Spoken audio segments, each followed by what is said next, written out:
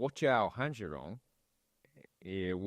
我很喜欢啤酒。Jordan, we're live. Okay, Welcome to fuck. Technology Brothers, the most profitable podcast in the world. Today, that was awkward. Today we are Oof. talking about. Hopefully we can get that edited. Yeah. out. Edit that out. Today we are talking about a sternly worded letter that was sent from Elizabeth Warren to none other than Sam Altman. It came on a beautiful stationery from the United States Senate in Washington, D.C. This broke just today, January 17th, addressed to Sam Altman. And it reads the following. Dear Mr. Altman, in the 2 months since the election, big tech companies, including OpenAI, have made million-dollar gifts to President-elect Donald Trump's inaugural fund in what appears to be an effort to influence and sway the actions and policies of the incoming administration. Specifically, on December 13th, 2024, reporting confirmed your intention to personally donate $1 million to the inaugural fund. So what's weird about this is that they're making it out to be like, oh, $1 million is so much, but like that's not even enough to buy a single Koenigsegg. Yeah, and yet it's like, oh, $1 million. It's like, and Sam. That's it. Sam wouldn't daily a car for less than $1 million. No way. So think about however much your daily driver costs. That's the kind of political donation that we're talking about. This is the change that you find in the seats of the Koenigsegg. Yeah. This is not real sway. Yeah. So what's insane about this is, I mean, Elizabeth Warren always, from my experience, likes to kind of play dumb, right? Like she's clearly an intelligent woman. Yeah. And she's clearly very shrewd politically. And she likes to come out and make these like very emotional sort of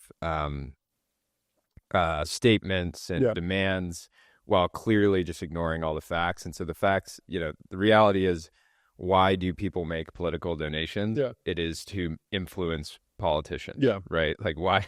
It's not just out of nobody, people don't make $1 million donations to just purely for fun, right? Yeah. For sport. And it's interesting because it's like this is breaking news because it's targeting OpenAI and Sam Altman, and AI is this huge topic and job displacement. And it's interesting like how quickly the Dems have turned on Altman, who I believe was historically generally pro. I think he almost ran for governor of California as Democrat. I know he's donated before.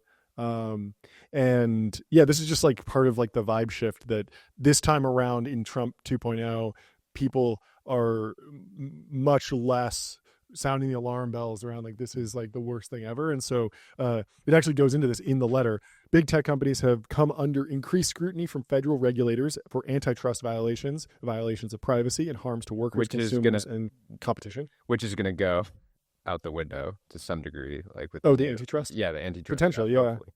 And so if you're pro antitrust, I guess you're upset that big tech is cozying up to the new Trump administration. Although some of the Trump appointees have been somewhat pro antitrust in the sense that if their constituents are like small business owners, they might actually want to break up blocking big companies. that Japanese steel company from acquiring. Yeah. That, and then antitrust is a lever, is a hammer that can be used in multiple ways. And what's interesting is that back when the antitrust against big tech started, and there was a push against Google and then Amazon very early on, Elizabeth Warren was one of the most outspoken voices, but Josh Hawley was also one of the most outspoken voices. And it was this weird moment where Josh Hawley... Explain who Josh Hawley is. Josh Hawley is I believe a senator, might be a congressman. I'm pretty sure he was a senator. And he is a Republican and was like loosely in the Teal universe through JD. It was kind of like, people were thinking that like there might be like a tech squad, like Rashida Tlaib and AOC and Ilhan Omar. There might be that if they got JD and who else? Arizona guy, Blake Masters, and also Josh Hawley in. You'd have like you have a little bit of like strength in numbers because those three guys collectively had the same sort of philosophy around tech, but not the same puppet master. but they could kind of break from the mainstream ideology of the Republican Party. And so Elizabeth Warren goes on to say, we are concerned that your company and other big tech donors are using your massive contributions, again, not that massive, to the inaugural fund to cozy up to the incoming administration in an effort to avoid scrutiny, limit regulation, and buy favor. You have a clear and direct interest in obtaining favors from the incoming administration. Your company and many other big tech company donors are already subject to ongoing federal investigations and regulatory actions. For example, Amazon, which donated $1 million to Trump's inaugural fund, is the subject of multiple ongoing regulatory actions, including multiple FTC suits related to anti-consumer and anti-competitive practices, a DOJ investigation into fraudulent schemes to obtain credit, and over 300 open National Labor Relations Board NLRB cases alleging unfair labor practices. Apple CEO Tim Cook donated $1 million to Trump's fund, while Apple is the subject of a DOJ antitrust suit, as well as 20 NLRB cases. Google, which donated $1 million, was found by federal court to have an illegal monopoly over the online search market. Meta donated $1 million and is the subject of an ongoing CFPB into the improper use of financial data and an FTC antitrust suit for monopolistic practices. Microsoft donated $1 million and is subject to multiple open investigations. The funny thing here is that Elizabeth Warren has like taken more money from like big finance than like any politician in history. Like she is truly the most toxic politician of all time, and we don't talk about politics ever. Yeah, but if I were to sort of extrapolate on Elizabeth Warren, I wouldn't have a lot of. My mother once told me, if you don't have anything nice to say, don't say anything at all, and I don't have a single word to say. This is funny because it's like listing off like, every big tech company donated and every big tech company is like under significant pressure from the government. But there's a flip that you can flip this around and be like, well, we're suing every single tech company. Like, why aren't they donating to us? Yeah. It's like, maybe they're kind of. It's not like all these donations were made and then all the lawsuits started. Yeah. It's like, clearly the company was like, well, we had to spend $500 million on legal bills last year. Yeah. Like maybe we should spend $1 million. Maybe we should spend $1 million. And it's crazy because Elizabeth Warren's Robinhood fluctuates millions of dollars every hour with the she's prominent investor herself. And so, is that true at all? I thought it was all Nancy Pelosi was the. I think they track. Warren's doing well too. Okay. Well, she closed out the letter saying, like, to be clear,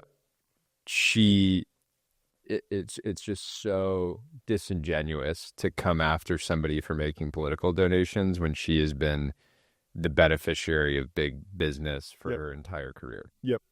It is critical that federal regulators continue to even-handedly apply competition, consumer protection, anti-discrimination laws, and any other rule of law that applies to your company. But the industry's efforts suggest that big tech companies are trying to curry favor and skirt the rules. This would be good for billionaire tech executives, but it is bad for America. If left unchecked, big tech monopolies will threaten consumers' rights, run roughshod over workers, and squash competition while stifling innovation. These donations raise the question about corruption and the influence of corporate money on the Trump administration, and Congress and the public deserve answers. Therefore, we ask that you provide responses by January 31st, 2025. And the question here is when and under what circumstances did your company decide to make these contributions to the Trump inaugural fund? And there's a couple other questions, but very interesting. I think obviously, like, we're joking around, but there is something to, antitrust laws exist for a reason. The true extractive monopolies do destroy shareholder value and economic value. And there are good reasons for many of the laws that are in place.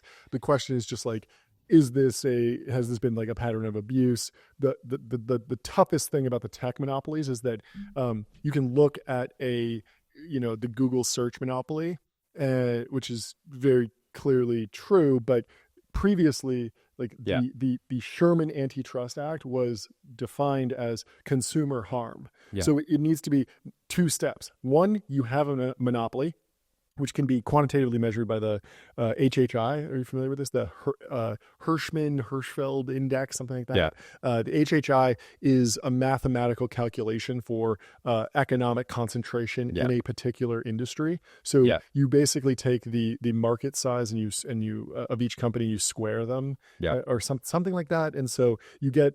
So with search market, it's extremely high because Yeah. Google has like 90%. It's very obvious, but that's not enough to just say, hey, there's only one company in there. We got to Yeah. break them into two, because sometimes a certain industry just might only have one player. Yeah. The question is, are they abusing that monopoly power to Yeah. raise prices on customers? Yeah. And with Google, it's hard to argue because free a product. free product, you can get a lot of value Yep. from the Google Yep. ecosystem. And then on the back end, their real customer, where they get the money from, are the ads buyers. Yeah. And of course, ads buyers can move to other platforms. They can easily move. So maybe, so I looked it up. And it's an auction. Yeah. So it's very hard for Google to supply and demand.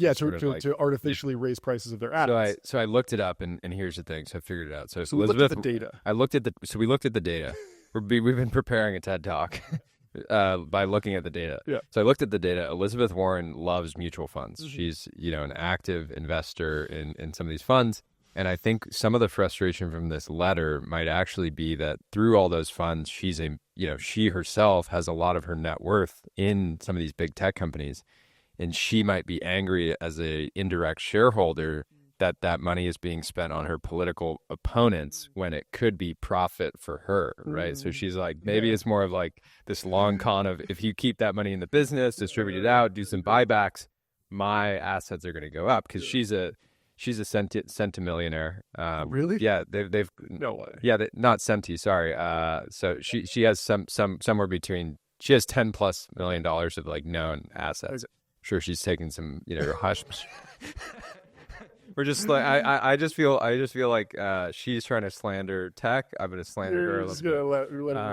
Let it rip a little Just bit. completely No, but I ridiculous think it's allegations. just this frustration of saying, her being like, I want that money to be going to buybacks to help my bags instead of helping my political opponents. Yeah. She feels some sort of entitlement to some of that, Well, it is funny because like you look at the antitrust stuff against Google, and one of the first people to kind of like argue that Google had become this like lethargic monopoly was Peter Thiel, of course. Yeah. With this idea that that famous debate between him and Eric Schmidt, talking about Google has something, it was like 50 billion at the time. Now it's like maybe 150 billion of cash reserves, and they have all this money and they don't innovate and they don't actually deploy it. And it's a testament that they're out of ideas, and that they don't have a place to go sink that money to get a return. And so even though, and this was like all stagnation theory, just arguing that, you need to look no further than Google with best engineers, the most agentic founders at the helm. Like, you have this incredible Google team. could have done Starlink. They could have done so many different things. They could have done so many different things. And they had all the resources, and they couldn't justify any of those investments. Yeah, the one thing that's interesting with Warren is when you look at a lot of these senators and politicians that are just really annoying, right? Like the sort of boomer generation, They clearly need to move on. They're sort of holding progress back in a bunch of different ways. The unfortunate thing is Elizabeth Warren is quite annoying to me. But good for her is she has like a lot of vigor. Like, she seems a lot healthier than sort of some of these other, even on the Republican side, some of these guys that are just like, what's the guy's name who's constantly just like Mitch McConnell. Mitch McConnell, poor guy. Like, he clearly, like, his staff is just sort of like shepherding him around like he should be in a retirement home. Yeah. Just sort of like NPCing out on, interview like on national television, just being like, yeah. You look back to the founding fathers and you read their ages, and it's like, oh yeah, they had like a cracked 18-year-old writing like the Constitution for them, like with the quill. Like the oldest dudes are like, oh yeah, they're like 28-year-old guy working on this. Yeah, it would be so. All we want is the amazing. average out. It'd be so amazing to flip it, instead of 35 plus, it's 35 or under. And we had Vivek, so Vivek has been silent. Vivek has been put. Maybe Vivek is prepping for the cage. Maybe he's like, he wants to go founder mode again. He's like, politics, I've had enough. I want to show all these jocks like how to build Yeah. $1 billion of enterprise value in 90 days. Yeah. PMF or die. I really just want a president who's, 19 years old, chugs Red Bulls and Celsius all night, and is just like, yeah, peace in the Middle Well, East. isn't there a this. minimum 30? Yeah, 35 is the minimum age. Yeah. But I think it should be the maximum age. We Yeah. need a gamer president, somebody who's gonna just grind with the boys. Yeah, we need a president who insists that the White House press secretary does the brain rot. Like, what is it called? What are those NPC? Yeah, what are the videos called where like they have like we need The Subway Surfer the stuff? Subway Surfer videos where it's like the person talking and then some like car like racing. Yeah, I would just love a vigorous president, someone who can get up. Yeah, and I want the night. Yeah, the press secretary is doing the like TikTok streaming, like, midway they're like, all right, so the president has made it clear that, and they're like, ice cream, so good. Ice creams. It's great. Well, let's move on to our real top story today, TikTok. And before we jump, we're going to talk about TikTok today, but I'd like to help our audience get a little bit more empathy with this story, and so I'd like to just teach them a quick word of Mandarin that they can use throughout their day, which is pijo, which means beer. So if you're trying to find common ground between you and somebody, I doubt any of our listeners are on Red Note, but if you go on Red Note, just comment on a bunch of posts, 我很喜欢啤酒, which means I really enjoy beer, and that will find like sort of some common ground, because again, the Chinese people are not the enemy; it's the CCP that's the enemy. So it's important to clarify that. Yeah. So let's start with just setting the table a little bit with this article from The Information, kind of giving an overview of the current status. So TikTok prepares for an immediate shutoff in the U.S. on Sunday. So they're going to shut down the app. TikTok plans to shut off its app for U.S. users on Sunday, the day a federal law will ban the app, unless the Supreme Court intervenes to block the ban. And we have an update there. The Supreme Court ruled unanimously to uphold the ban. So I think we need nine size dong bangs for 9 Supreme Court justices. Sounds great. Is that 9? It's close enough. Close enough. Well, bravo to the Supreme Court. That's they do get it right over there sometimes. Yeah, but should we take a moment of silence for the ByteDance shareholders, the Jeff Susquehanna and Jeff Yas? Okay. What ad should we run? Bose again. Okay, moment of silence for everyone who lost money on TikTok. This moment of silence is brought to you by David Protein, the highest concentration of protein per calorie of any bar in the market. Okay, back to the show. So, under the plan, people attempting to open the TikTok app will instead see a pop-up message directing them to a website with information about the ban, one of the people said. TikTok plans to give users the option to download all their data so they can take a record of their personal information with them. Under a law passed last year, TikTok will be banned on January 19th in the United States unless it has cut ties with its Chinese parent, ByteDance. So that was the sale proposal. TikTok has appealed to the Supreme Court to overturn the law on First Amendment grounds and is awaiting a decision. But questions from Supreme Court justices at oral arguments of the case last Friday suggested the court would likely uphold the law, which they did. The law doesn't require TikTok to turn off the app. Instead, the law requires App Store operators like Apple and Google to stop making TikTok available for downloads. It also requires Oracle, TikTok's cloud provider, to stop hosting the app's U.S. user data. And that's Project Texas, which we'll talk about later. The app had been expected to continue operating past the ban date for people who already had downloaded it, because if you already downloaded it, you don't need it from the store until software updates by Apple or Google start to cause problems. In that scenario, the immediate impact of the ban would be limited to preventing new users from downloading the app. Proactively turning off the app, though, in contrast, ensures that all of TikTok's users will be affected immediately. TikTok plans to help explain comments by a lawyer representing TikTok, Noel Francisco, at the Supreme Court hearing on Friday, when he said the app would go dark if the court didn't intervene. In an email to TikTok employees reported by The Verge, the company said it was planning for various scenarios. Your employment, pay, and benefits are secure, and our offices will remain open, even if this situation hasn't been resolved before the January 19th deadline. as the date of the ban approaches, speculation is increasing Oh, about the how. PCP is so generous. Yeah, I'm glad that they care about their employees, even in the midst of all this turmoil. it's great. What adds to the uncertainty is that Donald Trump will be inaugurated for his second term as president on Monday, a day after the ban is due to go into effect. Trump said that he opposes a ban partly because he doesn't want to see a strengthening of Instagram owner Meta Platforms. He may be more inclined than the current administration to take action to help restore TikTok if users start to complain. And Trump has also actually done quite well on TikTok.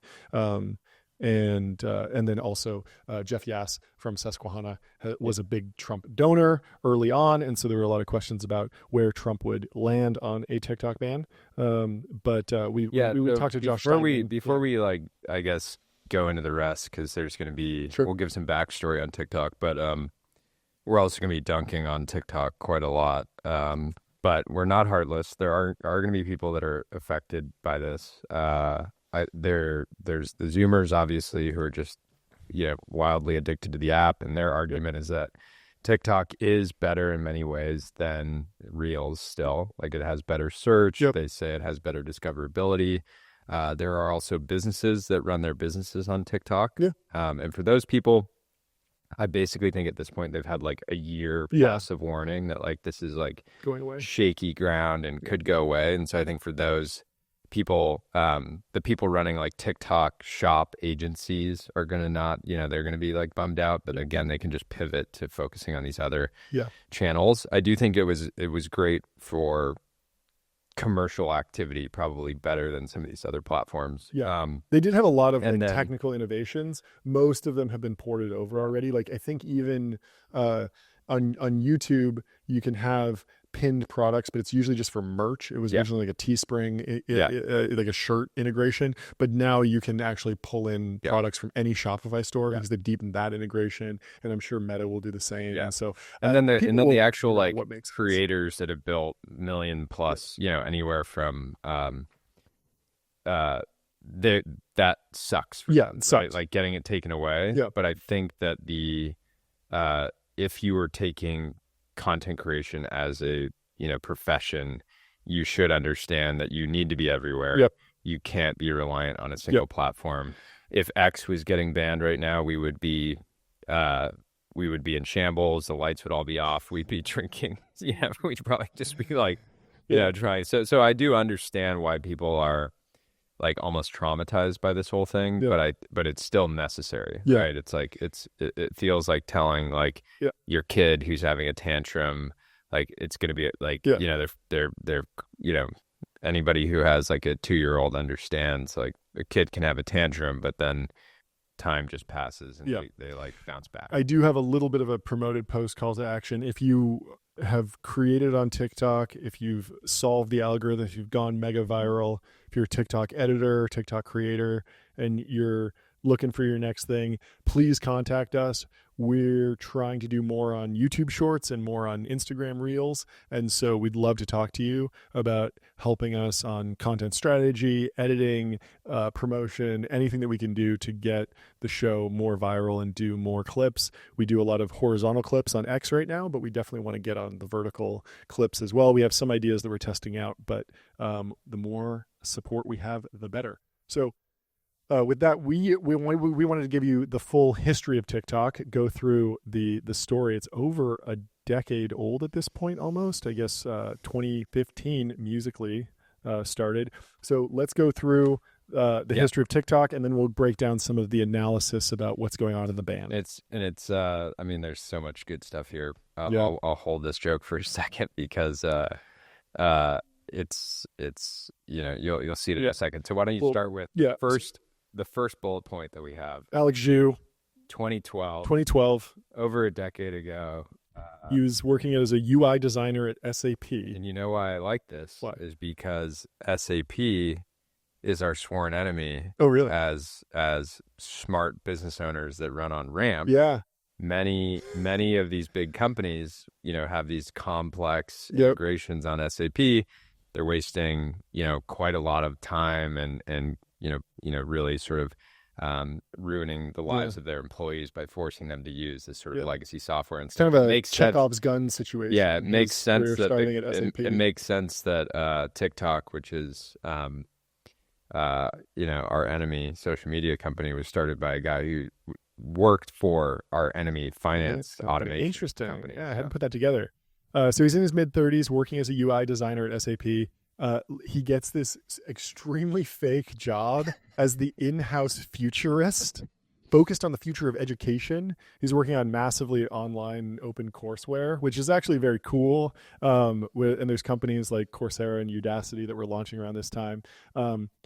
He realized that video lectures were too long and hard to engage with for most people. You got to go blame brain rot. So he starts Cicada Education with Louis Yang, focusing on short form educational videos, and that was the last time anyone learned anything from TikTok. But of course, that business fails, so they pivot to what becomes Musically.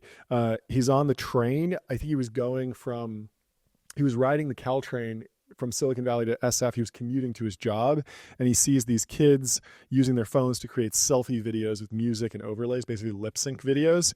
And they decide to create an app that focuses on making that super easy. And so this was, just to contextualize it, when I first saw Musically videos like being reposted to other platforms, it was the first time I felt old on the internet because I was like, why are these kids like, why are these people dancing and lip syncing?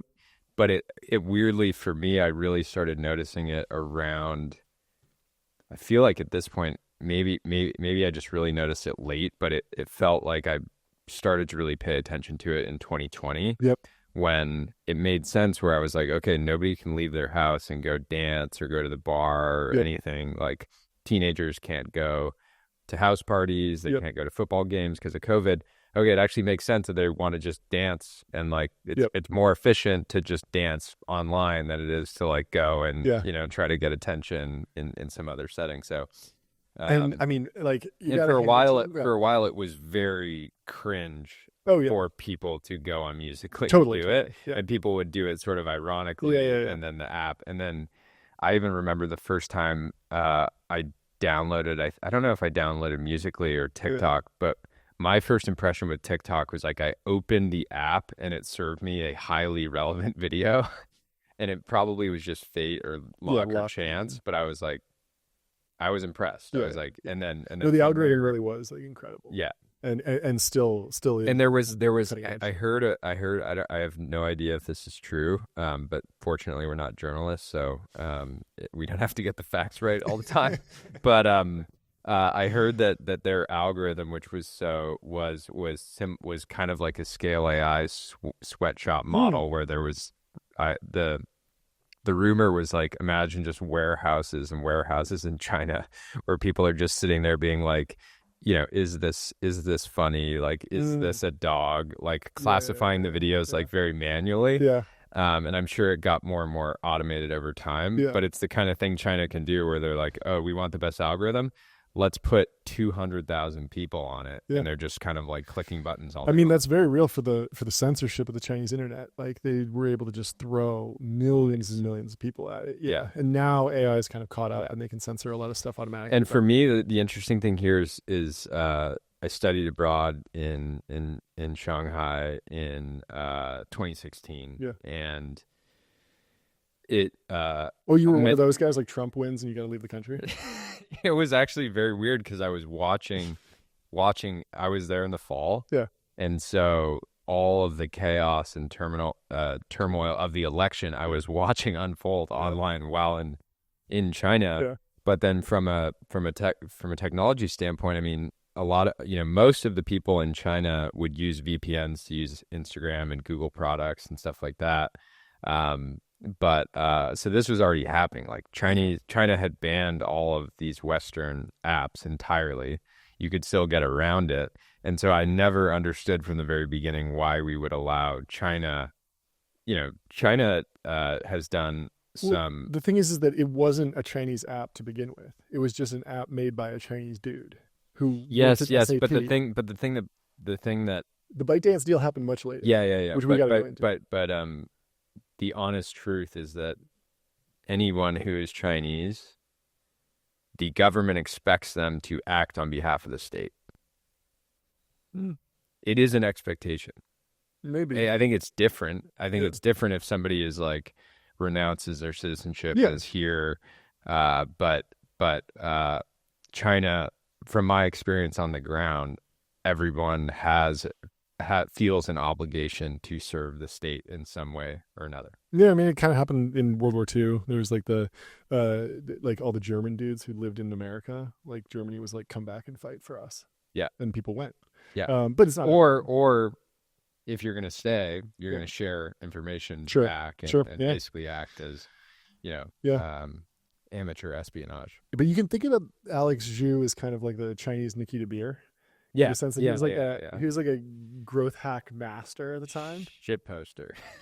I don't know about that, but I mean the growth hacks that they used to grow musically were really genius. So one of the first ones was there's an API on the iPhone for the iTunes store where you can pull in music previews and you don't have to pay any licensing fees for those because they're just 15-second clips. Very cool. And so you could have access to the entire iTunes music library, every single song for free, so smart. without needing to actually go to, That was my impression too. I was like, how do group. they have Instagram at the time had no music on Yeah. the platform. And so if you wanted to add music, you would have to like download the video, download this, like steal the song by downloading it, and then put it together and then upload. It was really hard. Meta would have to like and then censor yeah, and then stuff. they take it down because it was like, oh, you don't have the rights to Copyright that. violation. Yeah. But they figured out that they could pull that in. Eventually, they did the deals to actually get the money to the record labels. But that was a huge growth hack. And then they also did this thing where they'd watermark the videos with Musical.ly, and so when you downloaded the video and shared it on a different platform, it would have that watermark in there, kind of like the stake.com thing. Yeah. And so that drove a whole bunch of viral growth because you're like, oh, I'm seeing this thing. Yeah. That was super smart. Really, really smart. And so the app launched in China, Japan, Europe, and the US, with the US audience picking it up globally.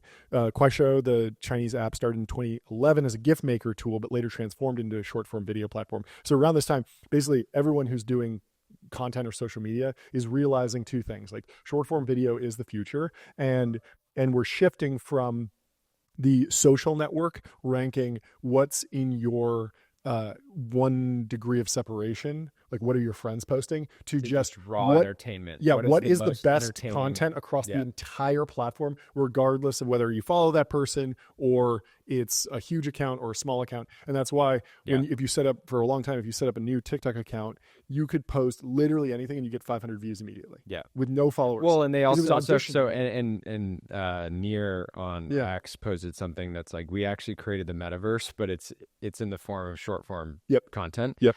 One other thing with TikTok that they did well is very clearly they were using bots early on to drive engagement, drive views, and many creators would basically knew that a lot of you could go on TikTok and get a ton of followers and views quickly, and it was clear that they were just artificially inflating those numbers, but there was enough real people actually tuning in that it didn't matter, right? Yep. Yeah, and so during this time, they get the Musical.ly app up. It launched as a broad short form video platform in 2014. This is all. And they did a ton of like app store optimization and keyword stuffing in the title. I think it said like Musical.ly, like lip sync battle, and then on Thursday nights the downloads would spike because there was a lip sync battle TV show, which was like national, like really primetime TV, and that had initiated from this Jimmy Fallon. Like they had a segment on the Jimmy Fallon show called carpool karaoke and like lip sync battles, and so that turned into its own TV show. People would see that, go to the app store and search, even though I don't think they had a legitimate deal. They were just kind of like keyword hijacking that. That's cool. So yeah, very smart there. They gained visibility through the app store, lip sync, and this is also, there's this transition happening from social media, which is suddenly my friends are more entertaining than Jimmy Fallon. Yep. To my friends are entertaining, but random strangers online are actually more entertaining. Who are like, and this was happening. This was already happening with the Kardashians. Yep. Like, well, it's much more interesting to follow what Kylie Jenner is doing because she's like dating rappers Yep. and having babies than some random person from your Yep. hometown who just had like a super early pregnancy. Yeah. um, So in 2015, Musically focuses, like, they find their product market fit around lip sync videos. They change the onboarding flow to, as soon as you download the app, it's like, let's make your first lip sync video. It's not just like a Yep. blank canvas, pick a song, let's lip sync to it. And musical artists actually start flipping the model and growing on TikTok by promoting their music. And Old Town Road was the first example by Lil Nas X. Yeah, and then at this time it became suddenly every artist you could blow up over. What was cool here is American, any artist globally could become a star overnight by having the right song. Yep. The other thing that was interesting about the change to algo feeds is it became much harder for these creators to monetize. Totally. Because if you could run an ad, let's say you have like 1 million followers on TikTok. If you're putting up a lip syncing video or dancing video, you'll get a lot of views. Yep. But then if you're like, this video is presented by Procter and Gamble. Yeah. Like Procter and Gamble makes a bunch of great soaps that you get. Everybody's like got that, like 500 views. You just won't get views, served. as opposed to if you look at a podcaster who has an RSS feed and someone listens to every single episode. Well, the downloads are not. We talked to David Center about this. Like, his downloads might fluctuate by like 10% episode to episode, but it's always in the same band. Steady. Whereas if you're in an algo feed like a TikToker, you could fluctuate by 2 orders of magnitude easily. Easily. Yeah, and you have podcasts allow you to do things like Ricky Bobby and Talladega Nights, where he sold the windshield. Exactly. And it's harder to sell the windshield on TikTok. Yeah. It's very hard to make the integrated content, even if you're doing stuff in the background. I ignored the platform as an advertiser because I was doing a ton of stuff on YouTube at the time, and I just didn't. We never did it, mostly because it was a very young audience, and we don't want to advertise nicotine to kids, so we stayed away from it. But I don't know that there was ever like really good money there. I think for like very specific products it could work. Yeah, it was the massive, what are those, the D'Amelio? They would get like a shoe deal or something like that, and there was way to do like product placement. If it's a very visual product, it can actually be explained in under 60 seconds. Like, it needs to be very precise. And you remember this time Snapchat was also, they launched their whole creator fund, and they were paying out like $1 million a day, which was cool to see that money going to someone other than just the team, the executive. Well, I mean, that's a great bridge to have you listened to I think it's a Lightspeed or something, what Alex Zhu did a talk about how he sees building a social network, and it's seen as like one of the defining moments in like social network thought leadership, essentially. And he compares building a social network to founding a country. Initially, creators are attracted to the platform with the promise of fame and potential wealth creation. The first step is to centralize the economy, sounds familiar, and ensure initial talented creators succeed. They start paying content creators and connecting them with advertisers. The second step is to decentralize and create opportunities for new creators. Algorithmic feeds enables newcomers to be discovered and succeed on the platform. And so he had this whole idea of social and economic mobility within the platform, and the viability of a middle class on TikTok is crucial for the platform's success. And so, the idea is like, you need this, like, when you switch to the algo feed, it is not enough just to get likes from like your friends. You need professional content creators. And so you have to be able to come on and discover, okay, this person has massive talent. Let's get them to 1 million followers, and let's make sure that the creator fund is flowing to them very quickly, so that they're incentivized to make this their full-time job. And to be clear, as much as we are dunking on have dunked on TikTok, I've posted about it, I'm sure you have, Solana's posted for years about it. Everything that Alex did with this app is genius. And the story is actually amazing, and the app is fundamentally, although there's a lot of brain rot, it's fundamentally like a very cool app. It's just that it's not appropriate for over time through the ByteDance deal. It's clear that it turned into an influence channel, and it's not even, to be honest, it's not even about the fact that TikTok is putting a CCP camera in the pocket of every American. The issue is more of going back to this analogy which we've talked about before. It's you wouldn't have wanted during the Cold War to have Russia own the New York Times, right? And every single day it's it's sort of elevating content that's pro Russia, Yep. and over time, this stuff was proven that people on TikTok had much more positive opinions of China. Yep. They would stop any content associated with the Uyghurs, which is a genocide that the Chinese government has carried out. And so all this stuff is it's not a conspiracy. There's a body of proof that TikTok, it became a very strategic asset. Yeah. It's digital psychological warfare. Yep. And just pulling the levers on what are we censoring, what are we amplifying, does have like an incredible impact on the viewership, which is like 100 million Americans. It's crazy. And so in 2016, Musical.ly had 10 million daily active users and over 90 million users in total, up from 10 million the previous year. And in 2016, Facebook and Mark Zuckerberg were trying to enter the Chinese market. Zuck invites the co-founder of Musical.ly, Alex Zhu, to discuss a potential acquisition. I think they go for this walk in the Silicon Valley Highlands, and they're discussing this. Despite being a Chinese app, Musical.ly had a significant presence in the U.S. with a team in Santa Monica and a perception of being an American social media app. In 2017, they decided to launch and grow in China, having initially focused on the West. And Chinese business model for social app, the Chinese business model typically relies on direct monetization, such as virtual goods, gifting, and tipping, rather than advertising. Ice cream, so good. Yeah. Content companies in China need to work closely with the CCP, ensuring their content upholds the party's laws and wishes. We really need to go live so we can do this. Stop it. Thank you for the banana, Ben.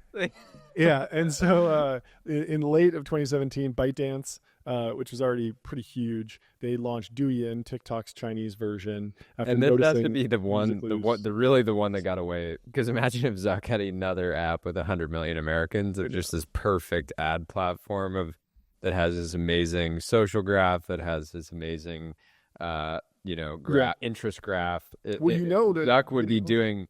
This is the flip side of the FTC a year stuff. This is the flip side of the Elizabeth Warren stuff of Zuck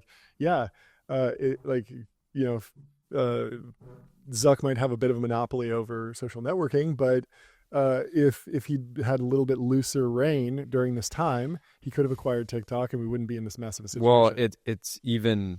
I mean, the deal fell through for unknown reasons, and it's totally possible that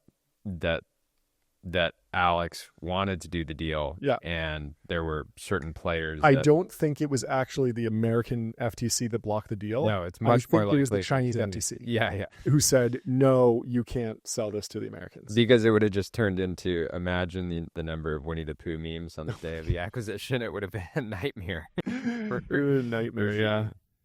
And so ByteDance had launched Douyin, Chinese TikTok's version. And so Musical.ly is facing like competition because they want to grow internationally, but now they're getting pressure from ByteDance. So ByteDance kind of has like a carrot and stick situation going on. Hey, we could buy your company, pay you a bunch of money, or we can compete with you internationally and close off this international market. You know that Zuck is going to come for you with Reels. Snapchat's doing stuff. Like, you're going to face a lot of pressure. Maybe the time to get out is now.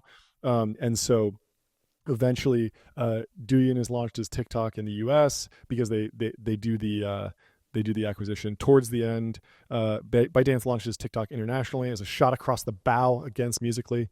Musical.ly is struggling to enter the Chinese market, and they entertain acquisition talks from two other Chinese companies. Tencent is a big investor and acquirer of content around the world, while ByteDance has never taken an investment from Tencent, Alibaba, or Baidu. And Tencent should have gotten TikTok because that would have been on brand for them, but they kind of missed this, and so the acquisition goes through for between $800 million and $1 billion, which feels low now. Honestly, I mean, it's like $100 billion company, but maybe worth nothing now. We'll see.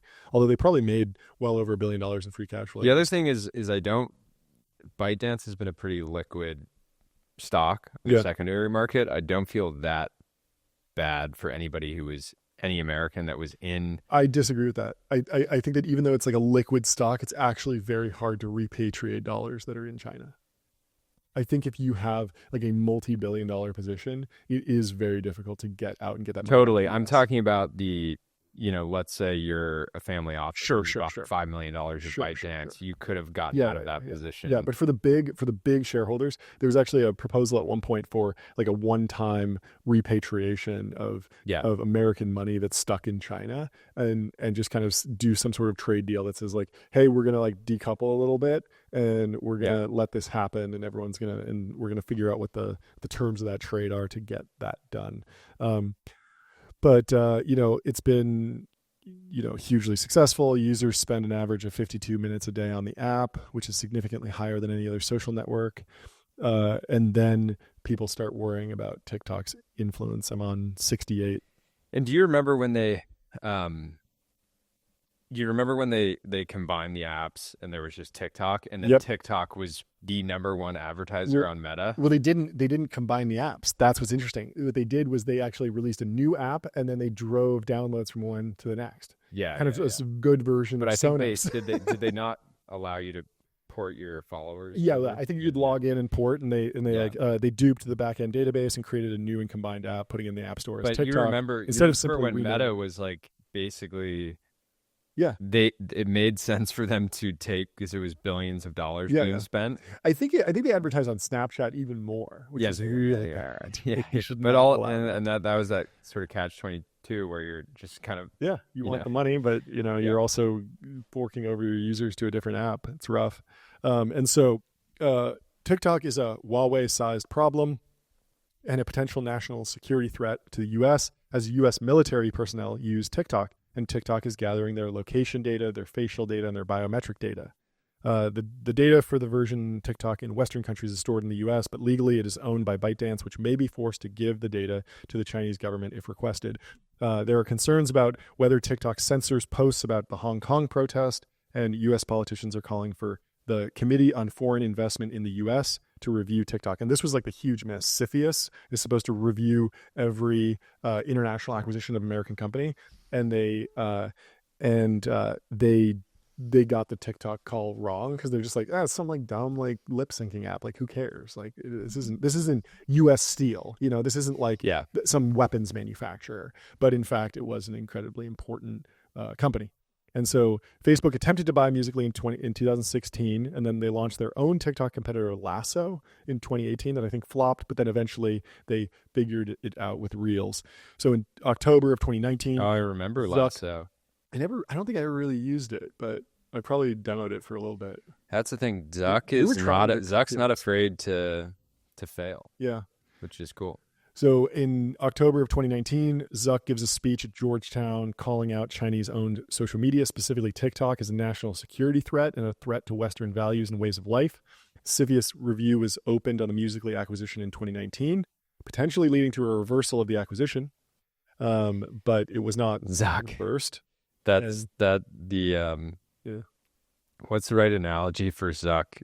Screaming that TikTok is a national security threat. There's so many good ones. I mean, just coming out, and it's always good when you can say that your number one competitor and threat to your business model is a national security threat. Yeah, we should say All In Podcast is a national security threat. I think people have said that. That's true. It is actually true.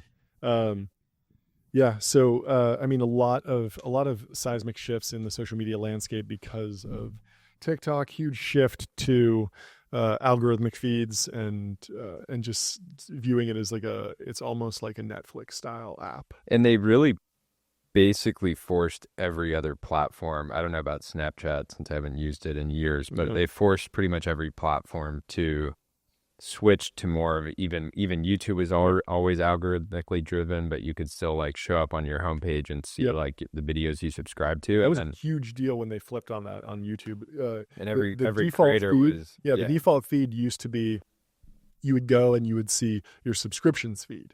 So it was if you subscribed, it's like thanks for watching, subscribe to the channel. People used to say that on YouTube. because when you opened up the app, it would just show you, oh, the person that I subscribed to posted a new video. I'll watch it. So I watch every video. It was more like an RSS feed. Then they switched to a recommended feed as the primary feed, and all the views went crazy because if you some people benefited, some people benefited, suffered. and the whole all the content became more algorithmically driven. You see the Mr. Beastification of YouTube, where the thumbnails and titles and video concepts get more extreme because you have to win in the algorithm. You cannot count on your fan base or your subscriber base like seeing every video, so you have to win in the free market every single time, which is difficult, but also gotta earn it, and it just kind of depends on the and your point of view. We were talking about this yesterday. You released a video recently about Nike that did almost 1 million views. Nike got like 20,000, and then Visa got 600,000. Oh, it was flipped. It was flipped. It's so funny. And they're like very similar videos. I think released within the same month. like 2 weeks or something. And the Nike one, I kind of messed up the title thumbnail. The Visa one nailed it.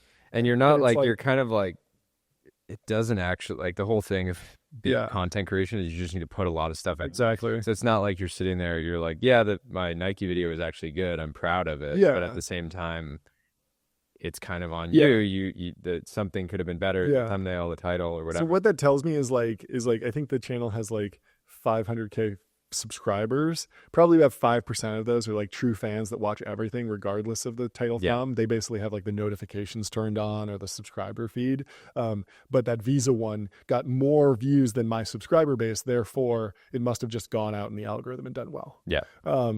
But yeah, it's a knockout drag out fight there. And so you either have to be really, really good at nailing the algorithm every single time. I also think consistency matters. The creators that sort of train their audience that we release every Friday at 9 a.m. and people are kind of waiting for that. And at a certain point, you can also get to a place where you're averaging views out. So it's like, you might have a miss that gets 30K views and then a win that gets 500K views. But if you get, 3 of each of those every single month, my channel gets 3 million views every single month, and I'm counting on that. So I'm running ads against that. And as somebody who's I bought tens of millions of dollars of YouTube creator ads through Branded Native, my first company.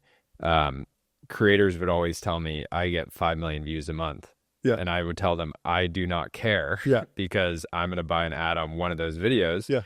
So I'm going to price the ad based on your least performing videos, right? Because if I can't go back to the advertiser and say, you paid thinking you were going to get 200,000 views and you got 20,000 views, they're going to be pissed. Right? Well, there's another thing with that where I talked to a creator that has like millions of subscribers, and he said views don't matter for actually driving conversions. What he says is that I have a million followers, 100,000 true fans. If a video goes viral and gets 5 million views, those like the 100,000 that watch, the true fans, they are the ones who will convert because they trust me. The 4.9 million of people that just randomly saw my viral video, they don't care about what I'm selling, and so they won't buy. But sometimes but as an advertiser, impressions matter, and, totally. and you want to get in front of those people, and maybe you run a Facebook ad against them later and convert them down the line. So, but there is like a very there's like a trade ratio there for the true fans watching versus. So there's always this question, especially on TikTok. It's like, how many true fans do these people have, or are they just going viral in the feed? So let's swap over to Stratechery's analysis. Ben Thompson has written about the TikTok ban many times. Are we starting with his TikTok ban approaches, generational implications, Sao Hong Shu, which I guess is the red book. I wrote about the TikTok ban when Congress was considering it, but have mostly stayed away from the topic, given the uncertainty of whether or not it would actually happen. Well, this is the last update before the deadline, so time to catch up. To refresh, Ben Thompson wrote in favor of banning TikTok back in 2020, and his objection was less about user data than about giving a foreign adversary, militarily, economically, and ideologically, access to the hearts and minds of Americans. This is the point of don't let the Russians own NBC during the Cold War. That remains my primary concern. And if anything, the fact that the Chinese government is clearly calling the shots in terms of ByteDance's response to this ban confirms my contention that TikTok was ultimately under the control of the Chinese Communist Party. Got him. What is clear is that It would have been far better to have acted in 2020, but at that point we were still in the President Trump supports this, so it must be bad era of politics. The great irony, of course, is that President-elect Trump is now opposed to the ban for some combination of not wanting to give Meta more power, satisfying prominent reporters, prominent supporters, and the fact that Trump has found great success on TikTok. Even so, it's not clear that Trump... I don't buy the great success angle, because that guy will get views anywhere from anyone at any time. Yeah, and that's true. Again, that attention, I don't believe so that if the average person is spending an hour a day in the app, that attention will shift back to other platforms. Totally. Trump also is, and the narrative of this election is the TikTok election. It's the podcast election, and where do those podcasts live? Spotify, YouTube, RSS feeds. Yeah, and so I think if any of those were at risk of banning, Joe Rogan. Yeah, if there really was, it'd be weird. But if there was some situation where it's like Rogan is going to get banned, that would be much more of a lever for Trump. Than TikTok. So I agree with you on that. There also needs to be. It's crazy. I was just thinking, how is Alex Jones back operating under the InfoWars? Is he? I thought he lost all the IP, but he's putting out new content under InfoWars. Really? So, I didn't know. It's crazy. And it just these banks seems like so odd. Well, yeah, but and also, I don't know who bought it. It's how do you? Didn't you can't Onion stop. buy it? Was that a joke or was that real? Who? I thought the Onion. Oh, the guys at the Onion. You never know. You never know with them. But I think he was upset. But it just goes to show, like, banning. At this point, Alex Jones doesn't need the InfoWars IP. People just know Alex Jones. Yeah, and he also could just slap InfoWars on a video and kind of stop him from doing that. But anyways. And so it's not clear that Trump can do anything about the deadline, which is one day before his inauguration. It's so funny how these political decisions get like, it's like, let's set the deadline the day before, like the last possible day. It's really like waiting to do your homework until the very last second. The other less discussed reason for the ban is the fact that basically every U.S. consumer tech product is banned in China. I am sympathetic to the argument that the U.S. is supposed to be a free market, but at some point, and Trump's rhetoric on trade would seem to agree, openness depends on a level playing field, which is certainly not the case when it comes to a product like TikTok. Yeah, Facebook tried to go, got banned. Google tried to go and got banned. Uber got kicked out and couldn't deal with that. Even Airbnb had some weird structure there, and that didn't work. Like just no. So here's the reality of being a foreign company trying to build technology in China. Yeah, they will let you come, and they will let you build. But they will stall you. Yeah. They'll kick you off banking rails. They'll do all this stuff to just make it so that you cannot succeed over there until a Chinese clone is able to copy and learn enough about your features that they just do what you're trying to do. And I experienced this. I was working out of a place called China Accelerator, one word.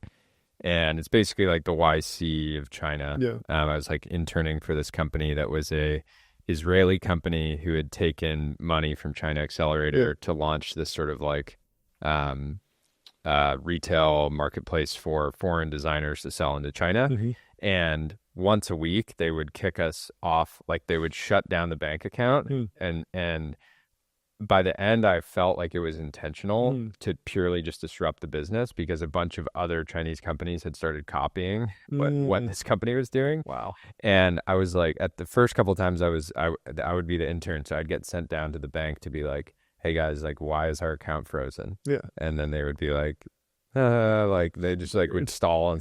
I'd be there for like 4 hours. I'd be like, this is ridiculous.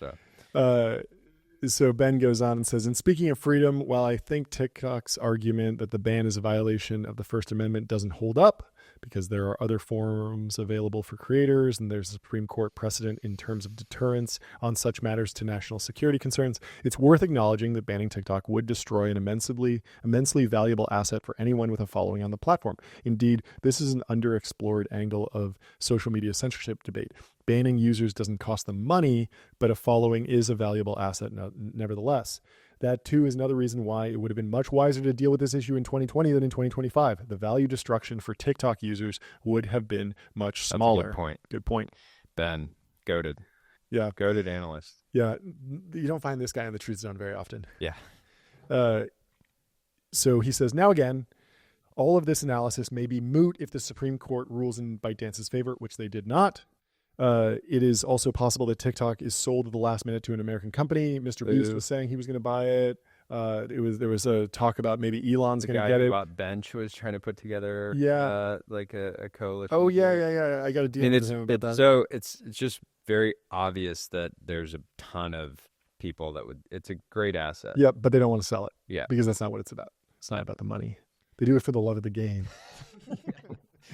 They do it for love of geopolitical warfare. Yeah, great power competition. I noted previously that the two most compelling acquirers from a business perspective are Amazon or Walmart, thanks to the potential tie-in to their e-commerce businesses. But there was a rumor earlier this week that Elon Musk /X could be the buyer. He's obviously palatable to Trump, but also could be to China as well, given Tesla's large presence in the country, which, needless to say, presents plenty of its own complications. TikTok did deny the rumor, but one, it is unlikely that TikTok is in control of the process, given that two, it is unlikely that ByteDance is in control of the process, since three, the Chinese government is the entity that has the final say. Even in that light, though, it makes total sense for ByteDance in China to carry this process to the very last hour in the hope of a reprieve. Indeed, the fact that the service is planning on locking out existing users, which isn't required by law, suggests that the goal is to raise an outcry and a last-minute change of heart. All that noted, the most interesting and uncertain outcome of the ban is if it actually proceeds as planned and TikTok just suddenly disappears. Trump is right that the most obvious potential beneficiary is Meta and Instagram with its Reels products. But I think he and observers broadly are underestimating what a massive deal it would be for Meta to actually fill the TikTok void permanently. So why has Snapchat not made a run? Because there's a lot of people, we just got a message in one of our group chats from somebody saying, from the Lone Ranger saying you should create Tech Talk by the Technology Brothers that's just pure grade A American software and run this back. And like, that's funny, but I don't believe that I think a lot of people will try to compete and use this moment to drive new downloads. But to me, someone like Snapchat, who has a very similar audience, they already have the distribution. Why are they not rolling out an algo feed and trying? They have one. They have one. Yeah, and they nobody do seems to care about it. They do vertical content, and they have a huge creator fund, and people can get crazy monetization by taking content to Snapchat. There was a whole game for a few years of people just taking YouTube content, repurposing it for vertical Snapchat, and making a lot of money. Yeah, my question though is historically. Evan and the Snapchat team were quick, and they would launch new features, and they're scrappy, right? Yep. They had to be against Meta, but there's a list of somebody was replying to one of my posts being like, bad take. Here's like 10 features that TikTok has that none of the other platforms have. Yep. And so if you want to win over these creators, you would, in theory, try to hit the top. 10. Yeah, I mean, you're like, if you abstract that question, it's really just like, why is Snapchat not moving faster as a company? And also, why don't they have a culture of copying? They only have one Boeing business jet. Yeah, and so they're just like a lot of the team is waiting team, like, commercial flights or charters.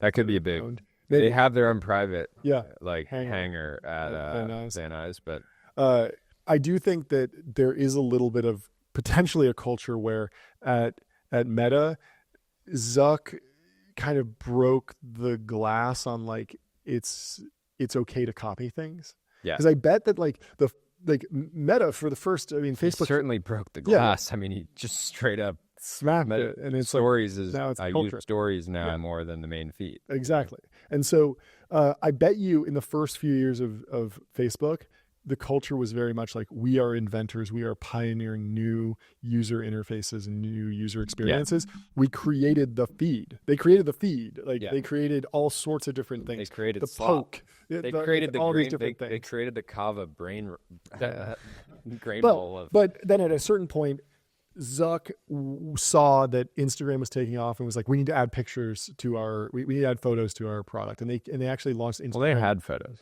They had photos, but they didn't have a dedicated Instagram clone. They actually launched a clone at one point. They launched a video clone. There must have been internally pushback against I'm a product manager. I'm an engineer. I like working on the cool stuff that's innovative. Yeah. Why are you putting me on this copycat product? But somehow culturally Facebook got through that, and it became like, yeah, we're just here to make money, and we don't want to get our lunch eaten by some new startup. So we're gonna and you should occasionally we're gonna do it. You should build features that your users are excited to use. Exactly. Right? Like Threads seemingly has created a new ecosystem for people that and they have this amazing. I get notifications. It's like some thread that looks interesting, and if I want to see it, I got to download the app. I don't have the app downloaded. And so something happened with Meta's culture where it was like, hey, look, we're just out here to build the best experience possible, get ARPU up, drive value, shareholder value, create the best company. We don't want someone just coming along and eating our lunch. So copying is not a pejorative at this company. Yeah. I don't know if that's happened at Snapchat. I think at Snap, they might have a culture of like, no, we actually focus on like the innovation stuff, which is a lot more, it's harder to do at a big scale. It's hurting them at this point. And it's more random. Like you can't guarantee that you're going to be able to come out with some amazing new UI innovation. And it's so, I think that most of our listeners will understand that it's much cooler to just be a massive business and do something less innovative than be a tiny irrelevant company that's doing something super innovative. Exactly. Like, it doesn't matter if you're super innovative in terms of impact, scale, and revenue potential if you have no users. Right. Exactly. So and it's interesting. Like, to answer your question, I do think there's some cool, like, if I enjoyed building consumer social apps, there are some cool things where you could create an app today that's like sign in, and we will port over, you can figure out sort of hacks and mechanisms to try to port. I thought that remember when I owned Bandtalk, I was trying to pitch you on like some shit to do with it. Maybe I wonder if anybody. I really think like 99% of the TikTok time spent on that app will flow to Meta, YouTube Shorts, and then Snapchat. I do think we'll be a beneficiary, but maybe they capture 5% of like the bleed over. So there's another interesting section in this Ben Thompson article. I had an interesting conversation with someone who operates in the consumer market, and he was casually referring to different generations by their dominant social network. There's the Facebook generation, the Instagram generation, and the youngest cohort is the TikTok generation. For Instagram to extend its reach downwards by a generation would be a huge deal that would reverberate for years, because that generation, if they can really pull them over to Instagram fully, they're just going to be able to get ad revenue from them for, it's a perpetuity, because once you get locked in, there are a lot of people that are still using Facebook because that's their dominant generation. And that's what and like a lot of millennials are still on Instagram and have just stayed with that. And will be weirdly, Facebook, it's kind of interesting how Facebook marketplace is still as relevant as ever, seemingly with everyone. Totally. Even though the main app is, nobody I know is posting on there. Yeah. But older people do. Yeah. For sure.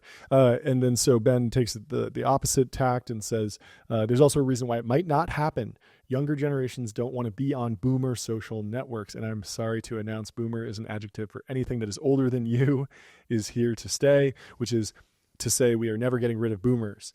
One potential beneficiary could actually be Snapchat, but there might also be an opportunity for a new social network, rare and improbable as that. Yeah, I would love to see. You remember, Alex Ma? He did. Not Be Real, but the what was the app that you had to like take a picture every. I don't know. No, he had what was Alex Ma's app? I don't know. Blanking on this. Benchmark led the Series A. Front back. No, that was one. He had a social audio app, Paparazzi. Oh, Paparazzi, where you take pictures of your friends. Okay, which was a cool user experience, because it became cringe on Instagram to post pictures of yourself. Yeah, and like the candid moments of like, I'm taking a picture of you at the studio, and then it goes on your feed, like that. So my take on new social networks is that the arrow of progress only moves in one direction, and effectively you get sloppier as time goes on. And so you really like the thing that will kill TikTok is not, Be Real, take one picture per day. It's actually the thing that gets someone to lock in on TikTok for 3 hours instead of 1 hour. And when I was thinking about like, if I wanted to kill TikTok, like what would I actually do from first principles? If the goal was not to heal brain rot and also kill TikTok and get out of the CCP relationship, you have to think about it just from beating TikTok and then deal with the brain rot stuff later. And my conclusion was that you needed a TikTok feed that didn't require any input whatsoever. So if you look at the iteration between Snapchat or Instagram and Reels, the difference is that on Instagram you see a square, and then it only takes up a half of the screen real estate, and then you have to scroll, and you have to scroll precisely, because if you scroll too much, you might see one photo halfway at the top and one photo halfway at the bottom, right? And so Reels, the innovation there was that it takes up the full screen. And so even the tiniest little tab, it's like rubber bandy, sticky. Yeah. And so you're either on one TikTok or you're on the next TikTok. You're never halfway between them. Yeah. And so one's always playing. So it's very easy to just slip into like one more. And then on X, they actually switch to the next one. It reminds me of America's Funniest Home Videos, which was at the time some of the most entertaining content in the world, because it was just one video at a time. Do you remember being a kid on YouTube in the early days where like, I remember you'd have like 4 or 5 of us around like the one desktop computer, and everybody would be like, do this funny video. Yeah. And then you'd just be sitting there being like, what was that one video? What was that one video? Skateboard fall. Like, and everybody's kind of creating the feed. Exactly. At that moment. Yeah. And so my conclusion was that if you wanted to defeat TikTok, you would have to have the camera always on, the front-facing camera, read the facial expressions of the person, and if you see that they're getting bored, you scroll to the next one. And if you see them laugh, it's like, this is a positive signal for the algorithm. If you see them engaged, you're like, oh, they're interested in this. This was an interesting TikTok. Let's show the next one.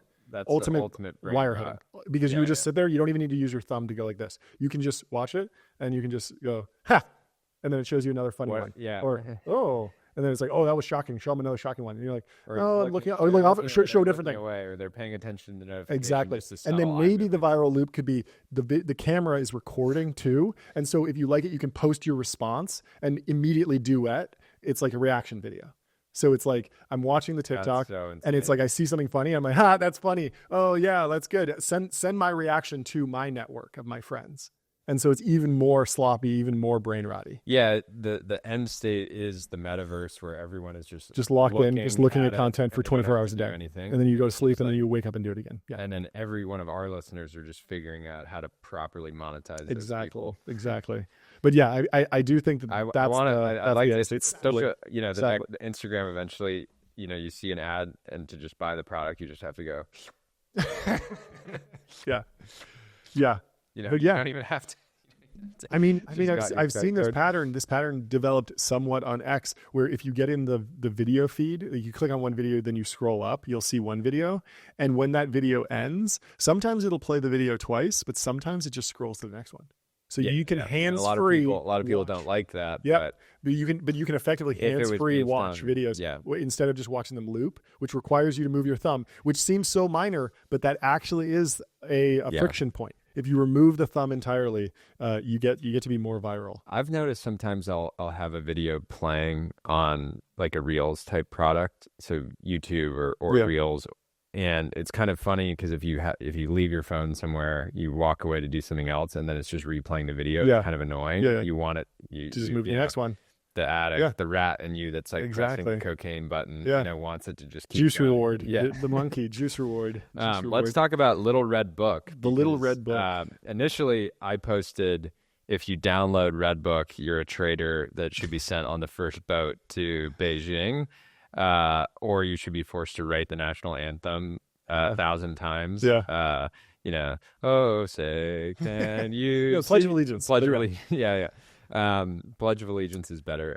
But then I realized that American users are going on there posting, and there's that senior partner at Andreessen, future GP woman, one of the Venture Twins. Yeah. She was posting that there was actually starting to, founders were going on there and having conversations with the Chinese founders. If you don't know, in China, a lot of the venture funds are state funded, and the founders have to sign like a full personal guarantee. Oh, yeah. So if you raise $5 million and your company doesn't work out, they're going to take your house to like repay it. Yeah.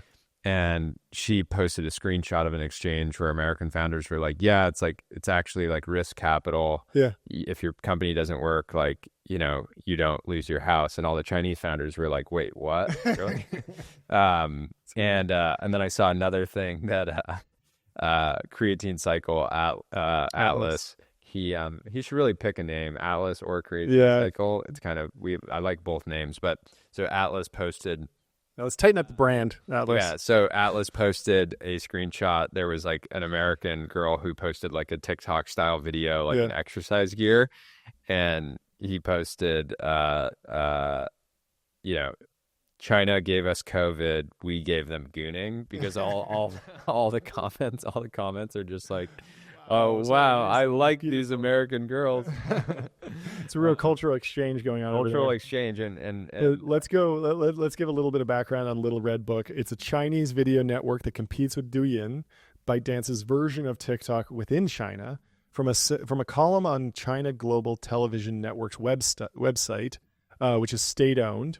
The recent surge of foreign users flocking to a Chinese social media app's Xiaohongshu, following the looming threat of TikTok's ban in the U.S., has given rise to the term TikTok refugees. This mass migration to an alternative platform underscores the deeper divide between government policies and public sentiment. As Little Red Book climbed to the top of Apple's App Store Monday, it became evident that many members of the public remain unconvinced by the government rationale for targeting TikTok. At the heart of the issue lies the question of national security. The U.S. government has repeatedly asserted... TikTok's claim, ByteDance's claim, has been that the American government is banning TikTok because of free speech. And it's sort of this self-reinforcing thing where the people on TikTok are saying, I need TikTok, it's important to me. Yeah. You're hurting businesses, it's a free speech outlet. And then the Chinese government is saying, yeah, look, they just want to ban you because free speech. They don't want you to. It's so funny, this idea that like the Trump administration and Elon are definitely banning free speech. Well, you can say whatever you want on X, and it's like pretty deranged. Yeah, yeah. 90% of Meanwhile, the time. the true American social media platforms are getting more racist, more homophobic. It's like, like the R word. We can just say that now. Like, yeah. You have billion-dollar executives. Was that a TikTok thing? Did that come from TikTok? I don't think so. Crazy. There are already a lot of humorous interactions happening on Little Red Book, but I chose this specific article because it both includes some interesting and pertinent facts about the situation and is also a great explanation of how China is going to take the wrong lessons from this episode. Specifically, the article frames the TikTok refugee phenomenon as public dissatisfaction with the government, which of course it is, but what is lacking is the contextual understanding to realize that U.S. citizens are publicly dissatisfied with the government as a matter of birthright. Yeah. Which is true. Everyone's bothered by the government in America. That's the most American thing you can be. Indeed, you can make the case from a certain perspective that it is the TikTok refugees that are the real U.S. propaganda. They are giving a middle finger to the U.S. government by freely expressing themselves on Little Red Book, which is honestly kind of great and also will be very hard for the Chinese to grok. It is not a good sign in terms of understanding that the author of this column is relying on random Twitter user quotes to make a point. I was still calling it Twitter. When the entire point is that Americans can and will say whatever they want. The problem for Little Red Book, and the reason I think this migration will be short-lived, is that this contingent isn't really going to give a damn about Little Red Book's moderation/censorship concerns. The reality is that one of the most important parts of censorship operating at scale is triggering self-censorship. Keep in mind the note above about the loss of entailed in a ban. And that's not going to happen with TikTok refugees. What is much more likely is that Little Red Book pulls itself from the U.S. app stores in a week or two. In the meantime, I'll enjoy the memes, and who knows, maybe there will be some sort of value that comes from this sort of cultural exchange. If anything, this little episode is a reminder of what was lost to the Great Firewall. And to take this full circle, that itself is a reminder that China started it. Ben is so good. Bodied. You gotta this show should just be us reacting to Ben Thompson. I mean, we gotta cover him like every time when there's good stuff. Like the man cooked. Did Tim cook? He cooked. Or is Tim cooked? Ben cooked that piece. It's great. Ben Thompson. I mean, he's also out there on the front lines living in Taiwan. So I forgot you do? About yeah, that. lives in I Taiwan. remember that. And so all this stuff hits really married hard. a woman from Taiwan? I think so. But yeah, I mean, he's been deeply involved in analyzing this. I mean, he was writing about this back in 2020. If Taiwan is ever invaded, we're getting him an A337. We're gonna land we got to take the chopper into Taiwan. And protect Ben Thompson for sure. TSMC, we can rebuild. We cannot rebuild Tech Factory. There's only one Ben. There's only one Ben Thompson. There are plenty of people that can do chip fab. Over the last week, this is from 2020. Wait, should we? Yeah, let's flip over to Solana. I mean, this is good. This is a lot of older stuff. I don't know that we need to go through all of this. Banger first line from Solana. All is fair in love and info war. Let's go. Strong start. You have the article too? No. Why don't I read this one? You want me to read this? Okay, Solana says, last week, following a classified hearing with officials from the FBI and Justice Department, which we still know nothing about and which, for some reason, almost nobody has covered, a bipartisan group of lawmakers resurrected Trump's attempt at TikTok divestiture, which would force TikTok's Chinese parent, ByteDance, to sell the company. There's no forcing the CCP. They're strong in that regard. Yep. That's my addition. Ostensibly, the purpose of the bill is to mitigate CCP's surveillance of U.S. citizens, which has persisted for years despite TikTok's Project Texas promises to the contrary. Of course, we're putting the data in Texas. Well, let Texas, so funny. It's a smart move from them to be like, yeah, our data centers are in Texas. Yeah. But this time around, in a surprise political twist, the Democrats are relatively quiet on the issue, while Republicans, the driving force behind divestiture under Trump, are loudly divided. The other thing here, we haven't even covered this. We should hit DGI on Monday because they're the next target. Okay. DGI this last week raised the it used to be you couldn't fly a DJI drone into restricted airspace, like near airports and things like that. And it was more than that. They have a whole geofencing system that you can't even fly it at like Yosemite because like that's national land. They have a no drone rule, and so that gets baked into the maps, and you just can't turn on the drone. It's responsible. They were like, free speech is important, and also flying a drone.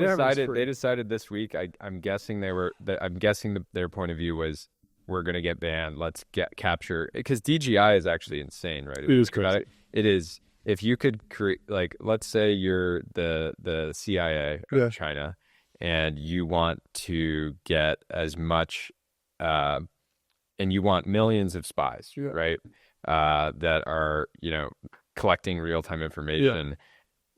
Imagine you a spy that's a robot that sends all the data back to you, and it actually gets purchased by U.S. consumers who fly it on your behalf across the entire everything, so they can map everything. And so I think DJI is probably like, we're cooked here.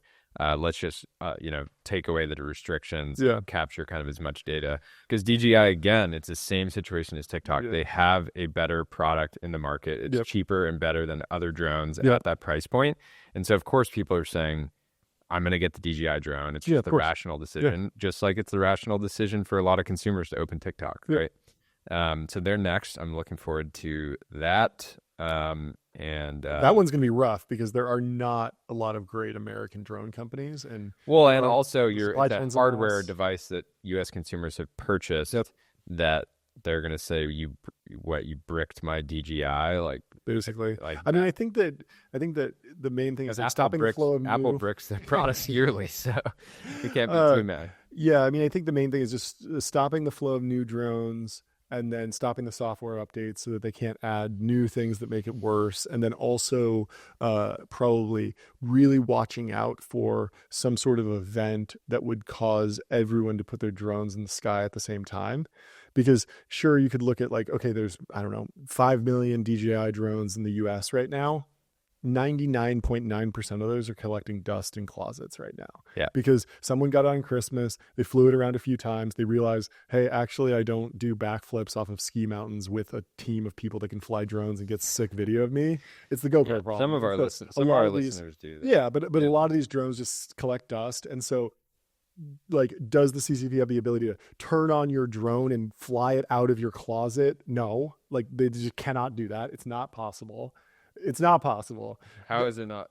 Because, I mean, like the If the DJI if Air is literally the wings fold down and you no, put it in a yeah, case. Like but if it's it sitting doesn't here, have the power. The motors are not strong enough to bust out of a case and then also bust out of your hey, door I and don't break trust through the glass. Like it just doesn't work. after Israel, like Yeah, yeah, yeah. Yeah, doing they could probably decade-long they could melt the battery, cause a little fire, it'd be a little bit disastrous. The bad thing that you don't want is there's a new generation of like DJI 4s or 5s or whatever, and those have bombs on them. And then all of a yeah. sudden there's like, hey, it's If the 4th DJI of did July, that, and there's some meme where everyone needs to be flying their drones at the same time, and there's a million drones up in the sky, and then they're all taken over at the same time. That would be really, yeah, really yeah, bad. yeah.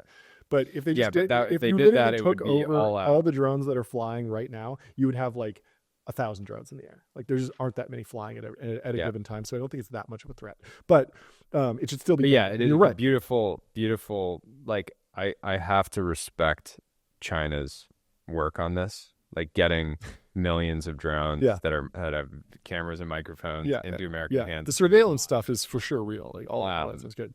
Yeah. So You know that in China, you can't drive Teslas near. Tesla sells very well in China, but you can't drive Teslas near the Forbidden City because they know that they have cameras and they don't want yeah, Tesla mapping that area, yeah, yeah, which is fascinating. yeah. And So here's see a good the line. reciprocal things. So jumping forward with Solana, Trump has had to change her heart around TikTok. Yep. He's like, yeah, maybe this thing's not so bad. Yep. We don't really know why. Here's potentially one reason: Trump's apparent change of heart in favor of America's most popular Chinese app followed days of libertarian Rand Paul's defense of the company, begging an interesting question: what do Paul and Trump have in common? Allow Solana to tell you. His name is Jeff Yass, a major GOP donor and an investor in ByteDance, therefore TikTok. Presently sitting on a stake in the company worth over $30 billion. Insane. So Jeff's cooking with that. He's not going to be super happy on Sunday. That's like just that one position puts you in like some of the top AUM of like any hedge fund manager. Yeah. I'm For pretty sure. years, Yass has both supported Paul and lobbied hard against TikTok divestiture, though never harder, rumor has it, than he lobbied Republicans last week. Boom, roasted. He has also, for the past couple of years of his swampland career, been a fierce opponent of Trump, but all of that changed just days before the TikTok drama bubbled over. So where's Elizabeth Warren now when we need her to call this out? I wish Elizabeth Warren... DJI really does have a monopoly on drones. Write a letter. Let's call out Jeff Yass. Like, come on. Like, let's... Jeff, you're welcome to come on the show. You've got the AUM for it. Yeah.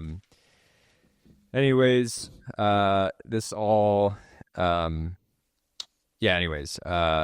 calls it an incredible scandal. And of course, he's probably one of the very few people that's actually writing about this. And Rand Paul is posting, Trump helped solve TikTok data problem through Project Texas.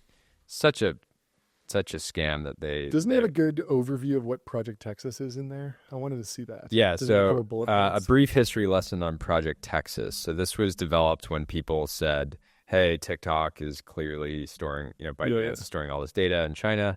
So Project Texas was developed by TikTok, not the government. It was not developed under Trump's tenure, but President Biden's.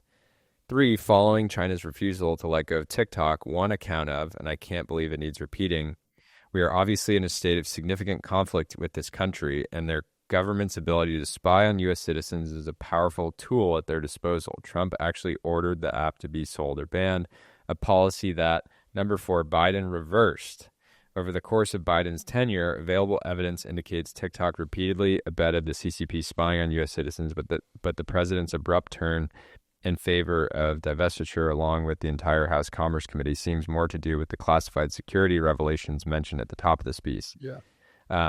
These, by the way, didn't happen in a vacuum. I'm going to skip forward a little bit. It's worth noting every high-profile TikTok defender has felt the need to lie about the bill in order to make their critique even remotely palatable, right?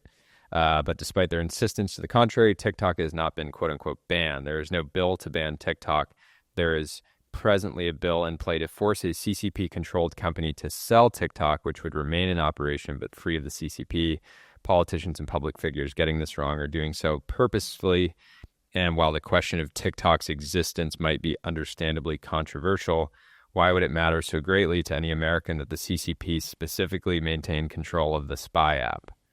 This brings me to Vivek Ramaswamy, truly one of the worst losers in the bunch. The thing is, good old-fashioned quid pro quo corruption, while disgusting, is as American as apple pie, and at least it's understandable in that I literally understand the motive. But to the best of my knowledge, Yas isn't paying Vivek, but Vivek's supposed to be a nationalist, naturally amenable to a more symmetric trade. So what gives? Then he provides an update here. I guess it was after they released. While it was basically impossible to find on Google, a reader tipped me off. Turns out Jeff Yass has funneled millions of dollars into Vivek's PAC. So there you go. Jeff, Send us some money, and then we can start promoting TikTok. So I don't know Jeff, but he's acting a little bit like a trader here. I'm not gonna lie. Like, I understand he's holding $30 billion of ByteDance stock, but doesn't ByteDance have some value outside of wind TikTok? down the position for sure. Yeah, wind down the position, or just like frustrating. it's not like it goes to zero. No. Like ByteDance has other business lines. So and the cost base for that investment was like nothing. Compared to 30 billion. So you could have rotated out, but at the same time, you have to imagine ByteDance wanted big American shareholders this whole time. And they probably told him, nope, you're not getting out. Because they could block the sale, especially something that big.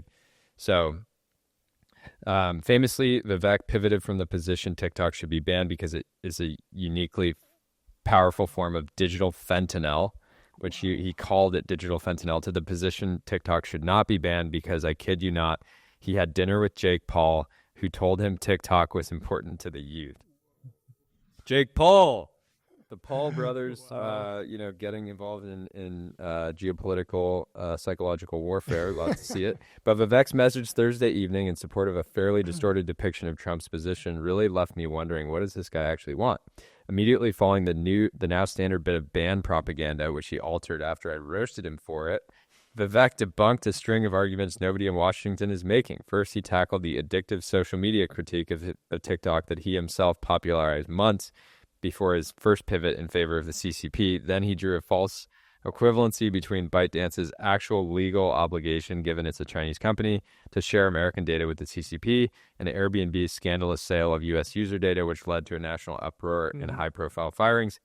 Vivek's position: yes, sending data to is bad, but this bill only targets one company. Another lie. He also endlessly repeated by the Yas Queens. And this really is a golden age of journalism. Yeah. I think we're actually in it, and it's because people like Ben Thompson, people like Mike Solana are running their own. This is like Pulitzer running his media empire, where he's like, I'm gonna say what I want. It's wild. The first piece here is easily debunked. The bill targets companies from China, Russia, Iran, and North Korea. But the second bit consists of a more cleverly constructed piece of rhetoric. Sure, a broad privacy bill targeting sloppy American companies in addition to literal Chinese spies sounds great.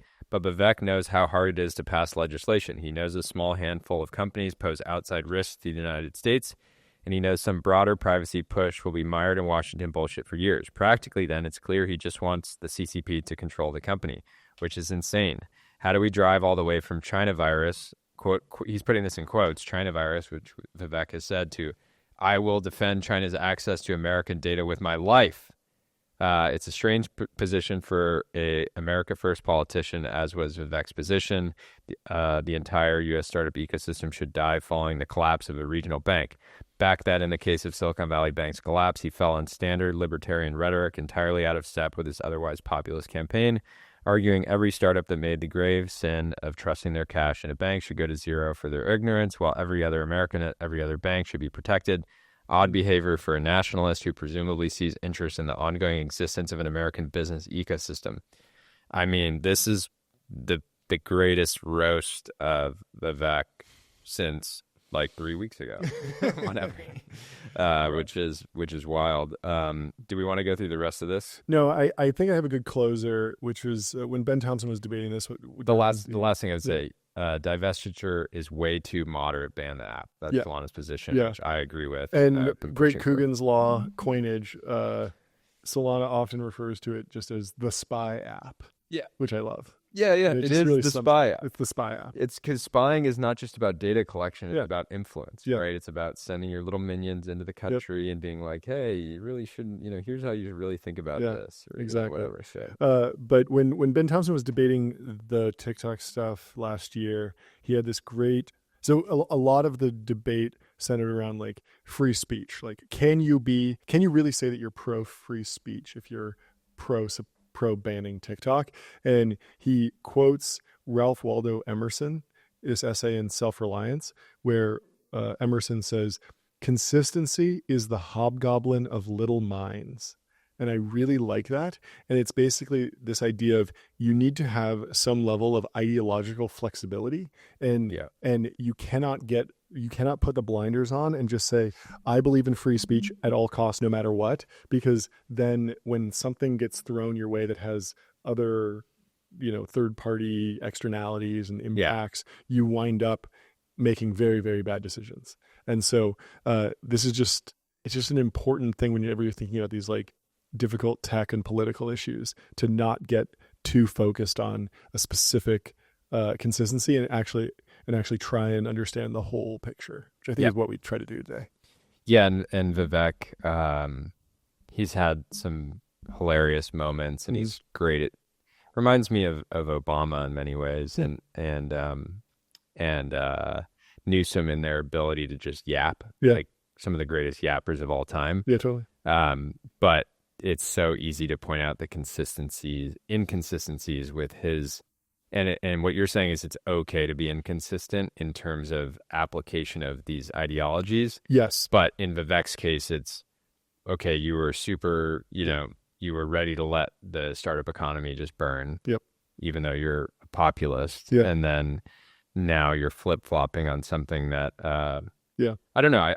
I truly believe that anybody that's taking donations from a major ByteDance shareholder and then going out and saying that that TikTok should only stay in the control of ByteDance, which we've now determined through this entire last hour is ultimately CCP is calling the shots, then I believe that's like traitor behavior, and I don't believe that Vivek has a place in the U.S. government after what I've seen here.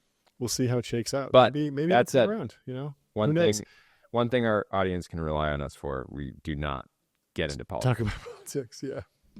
Well, let's go to something completely Yeah, let's take a quick break. We'll be right back, folks. Welcome back to the Technology Brothers podcast, still the most profitable podcast in the world. We are going to jump into the timeline, but first we want to bring you some promoted posts from our loyal fans who have given us some fantastic reviews. So yesterday we put out a call to action. If you leave us a review on Spotify, iTunes, or wherever you listen to podcasts, please put an ad in it. Or your whatever. It could be an ad for you personally. It could be an ad for your business. It could be an ad for your parents' business. For a different company that you just have an affiliate company. Like if you love Ramp, put a Ramp ad in there, and we'll so every review we will read out on the show. And so this is just our little way of do a little for the show. The show will do a little for you. Exactly. So, one hand washes the other. Yeah. Here we go. So the first one comes from Varunram Ganesh over at Warp. He says, need that bottle of Dom now. He says, great podcast. I am the hairdresser for Jordy and John. Together, they've given me millions of dollars. For my 40th birthday, Jordy gave me a shiny red F40 and personally delivered by John on his 737. It is, and he's not wrong here. I mean, so shout out Warp. His day, his day job is shit posting and building, one of the top payroll companies in the world. But then sort of nights and weekends, he's a celebrity hairdresser. We had to beg to get in. He said, you guys aren't real celebrities. You're niche and internet micro celebrities. You don't actually cells. You can't afford the kind of cuts I give. And we worked out some in-kind trades, and we made it happen. And our hair's never looked better, John. So it's been fantastic. Thank you to VG. Yeah. Let's go to Anthony Berardi. He says, pre-seed round is filling up fast. Get in early while you can. He says, shout out to the brothers. Technology brothers. I think that's illegal. I don't think you can generally solicitate. No, but but nice try. We're gonna take it as he did this as a joke. Yeah, it's a joke. And we're an entertainment show, so we're going to read it out, and maybe people... So he says, shout out to the brothers. Technology Brothers has quickly become my go-to source for all things tech, business, and politics, except they never discuss politics on the show. Thank you. From the size gong to low-tam bangers to Jordy's frequent ankle exposure. This podcast has it all. This Technology Brothers review is sponsored by my startup, Citrimer. Citrimer is an early-stage material science company manufacturing carbon-negative, high-performance resins and plastics from citrus waste. Our resins cost and perform the same as petroleum-based incumbents and remove 1.5 tons of CO2 from the atmosphere for every ton of material produced. Citrimer is actively raising a pre-seed to expand their engineering team, conducting manufacturing demos with customers, and reach pilot production scale. Send a DM to Berardi on X to learn about how Citrimer can help you with your sustainable material needs. So thank you, Anthony. We appreciate you writing a review. Yeah, just to be clear, we don't give financial advice. We don't share investment opportunities. We take the full allocation ourselves typically, but very honestly, super cool. Yeah, company. whoever if you want to do the deal, you're going to need some sharp analysts to keep us out of that. Yeah. We by the time you're listening to this, we'll have taken 200% of the allocation with super pro rata. Keep you around forever. Yeah, keeping it up. Yeah, thank you for the review. I might just buy the whole company and fire the CEO. Yeah. Sorry, Anthony. It's right at the job. Really sharp elbows. We're gonna lever you up. Yeah. Slap some leverage on it. Venture debt. Let's put some insane covenants in there. Yeah, it needs to be backed by your house. If you have a house, we're taking that house too. There needs to be a new venture debt product that basically says if you're not achieving 100% month-over-month growth, like all the equity holders are wiped out. Yeah, and you get taken over, and your house gets taken too. Yeah. So China's right. Reach out to Baldo if you're looking for some financial engineering support. I like that Baldo is like. Baldo say his first name and people know on the show. Baldo studies finance at Cornell and economics. Like he's an expert financial engineer. There we go. Studied from the That's great. Okay, so Thomas Disney, I guess from the Disney fortune, he made his money in entertainment. Great. So the heir to the Disney fortune says trying to load and unload missiles in Ohio help with an Anduril contract. He says load trailers fast. Listen to this podcast with all your extra time. Slip Robotics delivers groundbreaking robots as a service solution designed to load and unload trailers in just 5 minutes. This innovation unlocks significant labor savings, minimizes equipment and product wear, and prioritizes operator safety by keeping them out of trailers. Curious about the impact on your bottom line? Use our ROI calculator at sliprobotics.com. To discover how Slip Robotics can revolutionize your operation by saving time and money. And speaking of time savings, why not use that extra time to tune into the Technology Brothers podcast? It's as innovative as the tech we deliver. Thank you. That's a great integration. That's a great ad. Bringing it back to the show. One hand washes the other. Understood the mission, delivered perfectly. We might have to read this one again. Yeah, and it's great to see an heir to such a dynasty as the Disney fortune doing something in hard tech. He's also looking with help with an Anduril contact. So good luck. There's definitely some Luke Metro. Hit up Thomas Disney. Make some stuff happen. Love to see it. So let's go to a fantastic thread by Eric Glyman, CEO of Ramp. We were riffing about this idea a couple weeks ago, maybe months ago, talking about, a lot of people are complaining about waste in the federal government. Doge is in the air. Everyone's talking about government efficiency. Well, what if we put the government on Ramp? And it started as a joke, but it's gaining a lot of steam. And Eric, it's funny because we were joking about it, but it was not a joke at all. Exactly. We were 100%, clear that the federal government and every aspect of our government should have better visibility into their spend. No, it started as a joke, and then immediately I was just wondering, like, wait, so like when a DoD employee goes on a trip, like how do they actually categorize their receipts? Like, do they have a system? Like, probably not. Everything runs on paper and pencil. Like, I've worked for the government; it's awful. And so, bringing in new technology makes a ton of sense. And so Eric says, imagine a company losing money for 20 years straight and failing 7 audits. The CFO would get fired, right? That's our government, which spent half its budget deficit on interest. It doesn't have to be this way. Here's how businesses balance profitability and growth and how government can do the same. For the past 23 years, the US government has been breaking the golden rule of budgeting. Make more money than you spend. Say what you will about corporate flaws, but the private sector generally operates by this rule because those who don't eventually cease to exist. Well, governments are not companies. Making more money than you spend is one area companies have lessons to offer, and so it's worth studying. What can we learn from the private sector? For years, tech companies prioritized growth over profits. That is, until the 2022 market crash forced them to do the reverse. The result, improved cash flow margins from 3% to 16%.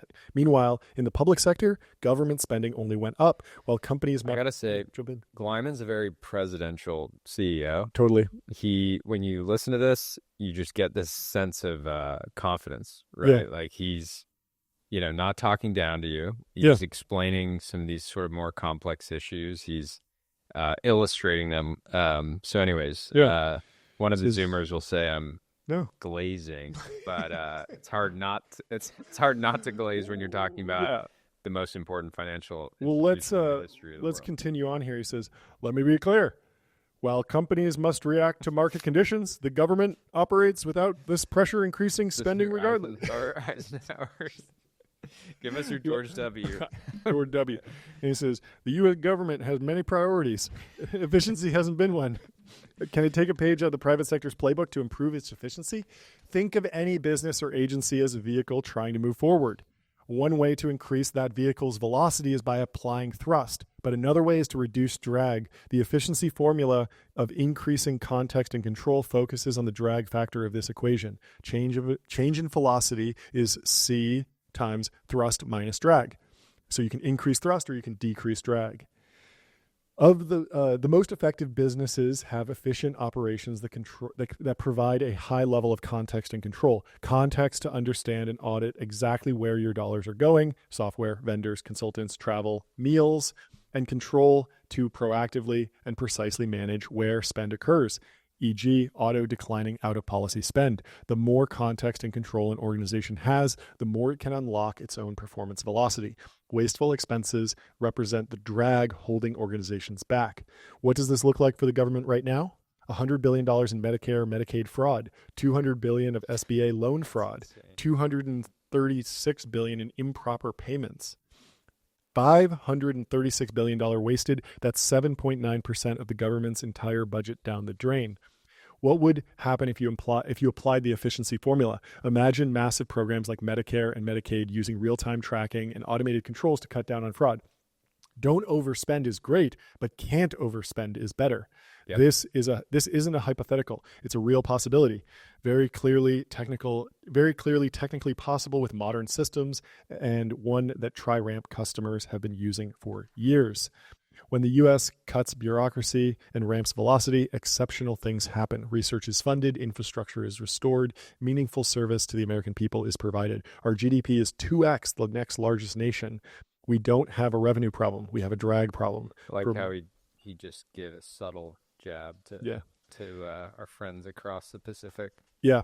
For much deeper and research on the problems as well as actionable ideas, see research.contrary.com. Thank you to Contrary Research and the RAMP team for your hard work on this.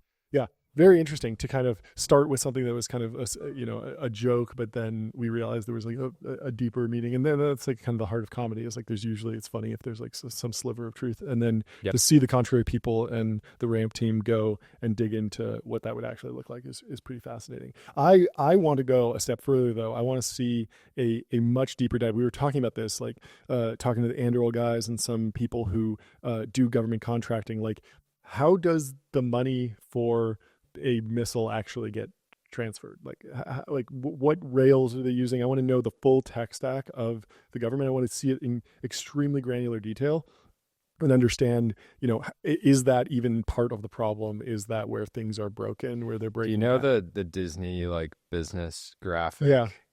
It's probably like that.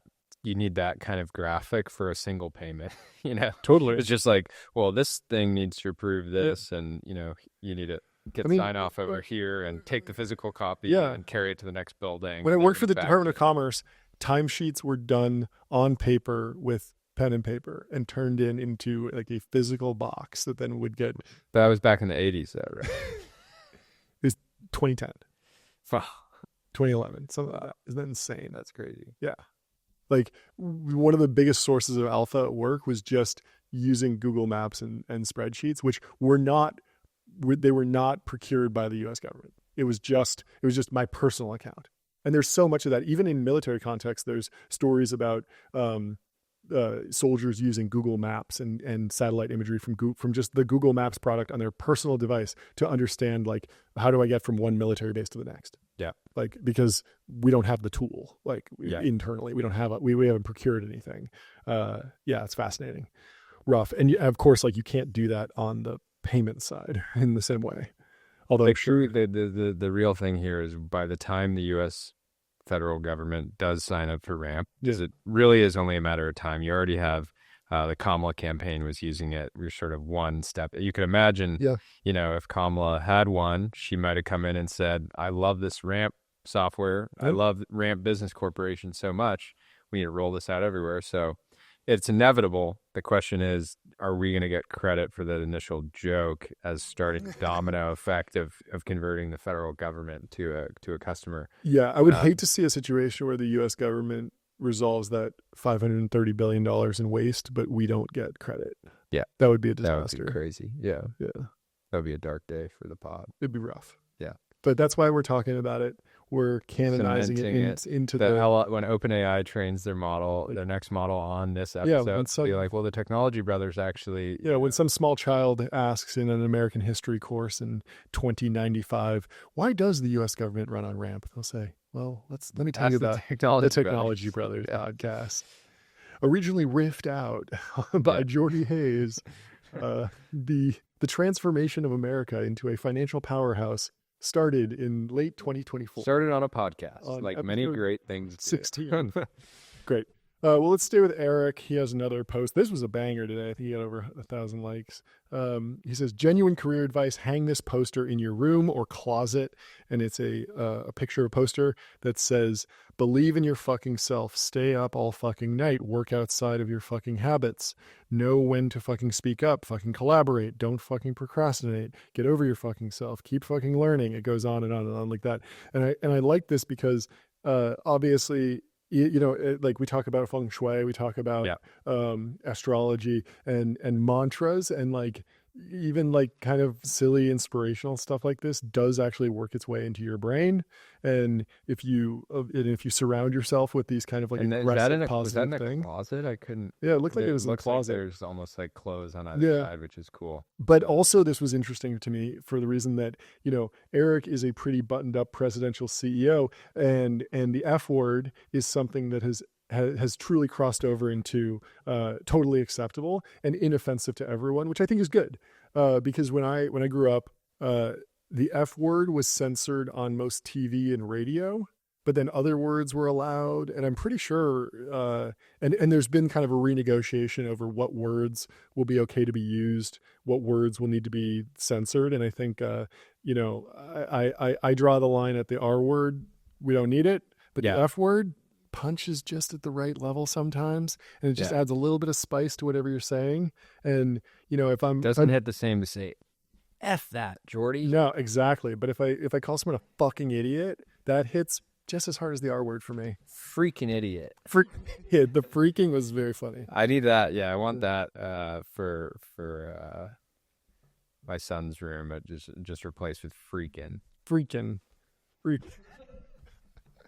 Just freaking, you can just freaking do things.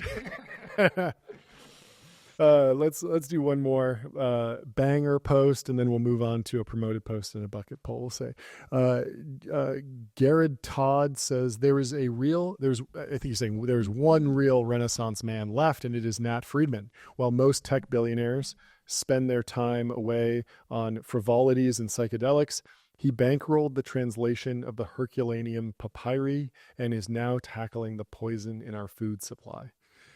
And I mean, we gave Nat Friedman Brother of the Week. You've heard these stories in the pod before, but you can't give him enough credit for setting just a very different pace of play for the tech elite. and it's good to I see. have a evolved opinion Mhm. on the scroll stuff. I posted recently that the only alpha left in life is finding these rare scrolls, Yes. manuscripts, books, PDFs Yeah. that OpenAI hasn't had a chance to feed into O1 yet. And I think that it's very possible that Nat is only sharing 1% of the scrolls that he's actually doing. It's just sort of like, look, I'm this sort of benevolent billionaire. I'm doing this public work, but really he's trying to get all of this like For himself. esoteric knowledge for himself. Okay. And he's consuming it and then just deleting it out of destroying the original scrolls, like because in the end, and he's probably going to be the last guy with a job. Yeah. He's going to be the last man with just a good old fashioned, Yeah. um, What should Nat's next project be? It seems like he's kind of crushed the skulls. I'd like to see him go Indiana Jones mode. So hire a team of former SEALs, get a few Blackhawks and a nice yacht, and What's just he start looking for? dropping into countries and sort of taking their relics, like actually by force. Taking their relics by force. Maybe he occupies the pyramids for a while and applies some of this tech. I think you can just go to the Louvre. Yeah. A lot of that's already been done. A lot of the hard work. I'd like to see more billionaires start to occupy spaces that they don't actually have a right over. Yeah. So like, people, talking about Greenland. All right, let's send a landing force. Let's like take one of their most nicest like vacation towns, right? Like let's start there and not have it purely just be a conversation. You know what I'd like to see? A sort of land yacht. You know how yachts, there's this big like competition for like the like a biggest Burning yacht? Man. Yeah. I want to see someone build a car that's 200 feet long. Yeah, like kind of a tank. So it's sort of steamrolls. You like see those like with a steamroller thing. Exactly, those huge dump trucks that move like mining equipment around, and they're like 100 feet tall. Wasn't there something like that in The Incredibles? What? Yeah. Remember that? You remember that it was a drill bit in the front, so you could actually go through the earth too. If Elon had a yacht with a drill bit, an earth yacht that could just like come up in an area and then like dive deep into the core and just like cruise around and then pop up. Yeah, that'd be a great asset. And earth yacht. It's everybody says, oh, Elon's so ambitious. He's thinking about Mars. Everybody else is thinking about the moon. But why isn't Elon talking about land yachts? The core. And the core. The core. Like, let's look down, right? The ocean's a great mystery, but the core is an even greater mystery. You don't hear about people, people go deep in the ocean. There does seem to be also people going in the mega core. alpha in submarines. I mean, there's all these yachts, but Yeah, very few people like build submarines correctly. Half that one guy, Ocean Gate, was a disaster. I know, but that was a psyop to get people to stop, to get people against these sort of amateur submarines. Yeah, which in the reality is like if I look down your phone, you talk with a bunch of binaries all the time. Yep. Every other person in your text has their own private submarine, captain, crew. They can go down under the water for a decade and be fine. So, well, that's why, privately a lot of people refer to Atlantis as like the Sun Valley of the ocean. The new Sun Valley. The new Sun Valley. Yeah. Going to Atlantis. Yeah. Anyways, well, let's move on to we'll have to do a deep dive specifically on a literal deep dive. A literal deep dive on Atlantis, the lost city. Yeah. I'm not super prepped for. Let's do the Locky one. He's shilling. We're shilling on behalf of him. Yes. I saw this post and I was like, he's doing it. So this is a promoted post of a shill. Locky says, I almost never shill my investments, but after a week with Impulse Labs, it is very hard not to. Had high expectations, but it is consistently exceeded. Speed to boil water is incredible. Temperature control, ease of use, all perfect. Love Impulse Labs. And I don't know a ton about this company, but it's kind of seemingly like the time, everybody was coming out against gas stoves, saying that, they're toxic and wasteful and have a negative environmental impact. And Impulse seems like they perfectly timed it of not just creating an electric stove, but creating something better than the gas stove, better than fire. One of our first inventions is man. So there's a little bit of hubris. Yeah, really trying to the gods. Like, I actually... It's Promethean effort, really. Yeah, Promethean effort to reinvent the stove. And hopefully he won't be struck down for his hubris. Yeah, But I think he's built different. he's built different. Yeah. Anyway, He may even be better than the Gauze. the CEO of Impulse. Yeah. He's certainly Lockie too. I would throw Lockie in the. he's certainly developing products in that way. So, It's good. anyways, we got to get this one of these at the studio. I really want to be able to cook a steak mid episode on the table. That'd be great. And have it, and we can just go back and forth, finish the episode. Kind of Korean barbecue style. Yeah. Yeah.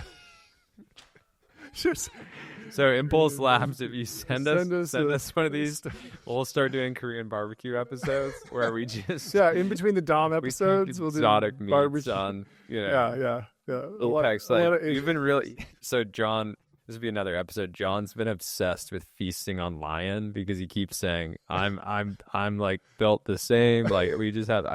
Well, there was a study. There was a study. A bunch of MIT, Harvard, and Stanford researchers got together and they studied the food supply and they looked at the data. They looked at the data and they found that scientifically, what's going on when you consume animal meat is that you absorb the power from that animal. Yeah. And so, if you eat a lion, you become more like a lion. If you eat a bull, you become more like a bull. Yep. And so, just from a physiological so you don't want to be eating lamb. Exactly. Even though it's exactly. got a and certainly never a plant because you just want to sit there. You want to be eating oysters, so you develop a hard outer shell. Yeah. Exactly. Yeah. Let's go to a bucket pull. Oh, from none other than Baldo. Congratulations, Baldo. Baldo says, anyone else miss D-Cell Greta yapping about climate change on the TL? Let's go. I love that we printed this out with 28 views. No, so we sniped this before. Yeah. Clearly, like within seconds of it going out. But I mean, you know what's a good one when you can still see the scroll bar there on the screenshot. I refer to this like being like a big game hunter on the timeline. When you see something, you screenshot it so fast the scroll bar hasn't disappeared from your phone, so it shows up in the screenshot. This is like I had to screenshot that. That's good. It's great. Yeah, I gotta say, did she fall off after there was that behind the scenes video where she was like clearly wasn't she like a Nazi or something? Well, there was that whole arc, but she plays a character. Mm-hmm. She's a smart, young content creator, and they kind of caught her out of character, and they caught her like faking some of these arrests, and I think it all really caught up at once, and that's one of the issues if you're not being authentic, and you're just anyway. So Greta, I'm sure she'll have a redemption arc. Yeah. Everybody deserves a redemption arc. So my take on Greta was that there was a fork in the road. She's clearly a very talented young person. She could have, if she'd just done a Teal Fellowship, she would have built like 5 nuclear reactors by now and probably had a massive impact on climate change. And instead, she just became like an annoying shit poster, which is very sad to see. So build, I mean, that's the answer to all this stuff. It's always so funny when like the environmentalists are like throwing paint on electric cars and you're just like, okay, so you believe in nothing. Let's go to Near. Near says, we kind of created the Matrix and all it took was infinite scroll plus short form video, yet billions are trapped in it. Techno optimist for everything except short form video. It's an interesting take. I do worry about wireheading as being like the bad outcome of all this. We created the Matrix. People are in the Matrix looking at infinite. Yeah, that was a post I actually referenced earlier on the show. Sometimes this thing that everybody's anticipating emerges, and it doesn't look exactly like. Yeah. It would maybe feel more like the Matrix if everybody had their Apple Vision Pros on and was just fully locked in. But that's almost like a secondary, like. I just think it's interesting how influential sci-fi is on human development and innovation. That if you really wanted to influence the future now, you would be making sci-fi movies. That seems to be in the same way that you can have an impact through building technology companies. If you created an Angel Studios just for new sci-fi concepts right now, you could be influencing the world in 30 or 50 years and be thinking about, okay, what does a world look like with ASI? What does the Yeah. world look like where every home has a nuclear reactor in Yeah, it? What I is was the talking world? to Sham Sankar about this at Palantir, CTO. Yeah, He just started a new film studio, and Jason very cool. Carmen's starting to do his first sci-fi film, like No way. fiction. Yeah, No way. and so I Can we think can we cameo in that? be Jason, awesome. Yeah, Jason, uh, I if you think need two guys that can yap, yeah. we're those I guys. mean, the hard part about good sci-fi is that yeah, it really does all come from like the seed of the idea, Yeah. But and it also to have enough cultural impact yeah. and get into them, and you have to do it Hollywood style blockbuster. I think it. Yes, but I think that you only get that. You only earn the right to do the Dune style treatment That's what I'm saying. You got to. unless you have a brilliant idea Yeah. first. And we have a shortage of like great ideas about the future of sci-fi. People are very uncertain about what things will look like. Yeah. We've already mapped out like flying cars, robots, LLMs, aliens. Yeah. Like there aren't a lot of people that are talking about like truly new science fiction stuff. Well, we're talking about land yachts with drill bits There they that, go. that allow beaners to travel deep in the Earth's crust for and get and Yeah, maybe there's something there. get to China in an hour. But yeah, I mean, there aren't. I need to dig into it because there's the Hugo Awards that do the best sci-fi books of the year and the best sci-fi shorts of the year. And I bet if you dig through some of those award-winning sci-fi shorts, there's some interesting concepts that haven't really percolated into the zeitgeist yet. But it's always hard. It's like it's hard to find like the next cutting edge music trend unless you're really in it and going to shows, small places, and listening to random stuff, and then you find some seed of something that becomes popular, and then all of a sudden it becomes mainstream. There's probably something like that going on in the sci-fi fiction scene. Yep. I'm just not tapped into it, but I'd like to be because I love this stuff and it's really cool. Have you ever watched Love, Death, and Robots? Netflix. It's really cool. I've seen like 5 films and 5 TV shows. So Love, Death, and Robots is an anthology series where they licensed short science fiction stories and then had CGI and animation studios go and create like film versions of these, animated versions of these. And it's great, and you can watch them, and some of them are 3 minutes and some of them are 10 minutes and some of them are funny, some of them grapple with like really, so there's like one that's like a horror story basically. And it's a cool way to kind of surface these like famous sci-fi stories in like a lighter touch way. I don't think it's as expensive as like shooting Dune, but yeah, but people have talked about doing a tech positive Black Mirror before, which would be Black Mirror is just like talking, basically demonstrating the horrors of technology, but there could be very entertaining of that. Yeah. But the problem is that I think a lot of people get lost because they say, I want to make a techno optimist Black Mirror, but then they forget that every great story needs a villain. Yeah. And you have to have conflict for the story to be engaging whatsoever. It cannot just That's why we can't exist without tech journalists, and tech journalists can't exist without us. Exactly. Yeah, you can't just do the story of like, oh yeah, we developed rockets and we went to Mars and it was great. Like no one's gonna watch that. It's just boring. Yeah, you need conflict. You need the rocket to break. And Musk, yes, fighting, and then they get to a gridlock in their lawsuit, and then they just say, let's get in a MMA match while on a rocket to Mars. There we go. And the winner takes over Mars and subsequently controls the universe. There we go. Elon would have an edge there, I think. I think so. Okay, just I have some heads up. I got like stuff. Basically like 20 minutes. Like 10 minutes.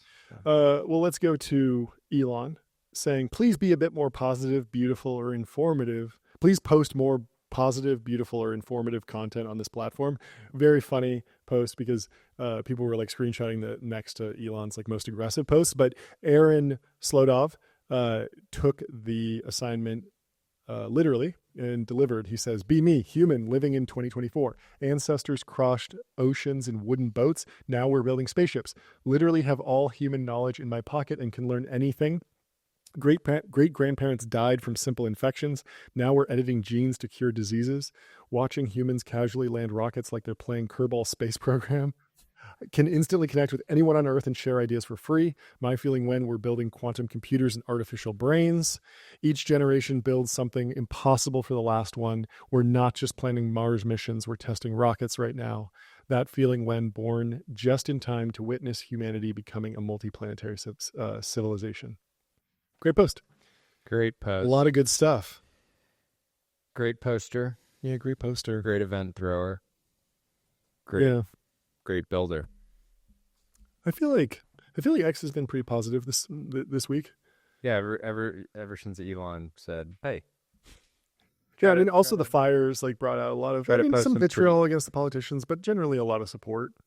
And yeah, I mean, did you see the catch yesterday? They caught the rocket again, and it was like I didn't even hear the build up for the catch. Like last time they did it, there was like, oh, I know some people that are going to watch it live, and will they do it? Will they won't they do it? And this time it was just like, oh yeah, they caught it again. Like, okay, it's old. Yeah, and the crazy thing was the visual of everything they sent up. The breaking up. Yeah, because the actual Starship disintegrated. Yeah, which I think was like a failure for that test, but still they caught the booster, which is cool. Yeah. So kind of like some good, some bad out of that one, I guess. Shout out to Red Bull Futurist. Oh yeah. He posted the second they caught it. He was like something like, "That was cool. Let's do it again." Yeah. Like, no, that is the sentiment. Back to work, and then other SpaceX employees were showing. Yeah.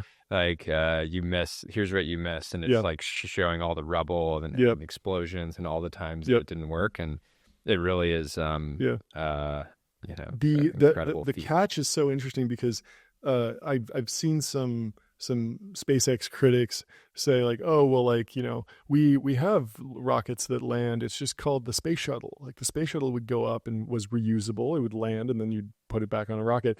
But the time just to get the space shuttle back upright is like days, and like you have to change everything out and stuff. And so having that booster that can just go up and then come back down, and it does it in a matter of minutes. It's not like it's up there for like days and then it comes back. It comes back down, and then they refuel it and it's ready to go. And you can imagine, you can see that at least structurally the design will enable like dozens of flights per day, like pretty easily. And that throughput is going to be really, really important. And it's probably under discussed because just watching it is like so amazing. But what's really amazing is the like the machinery for high throughput rocketry that Elon's obsessed with. And this is the same thing with like manufacturing Teslas at scale. Like the guy just loves like scaling up, like, you know, mass manufacturing.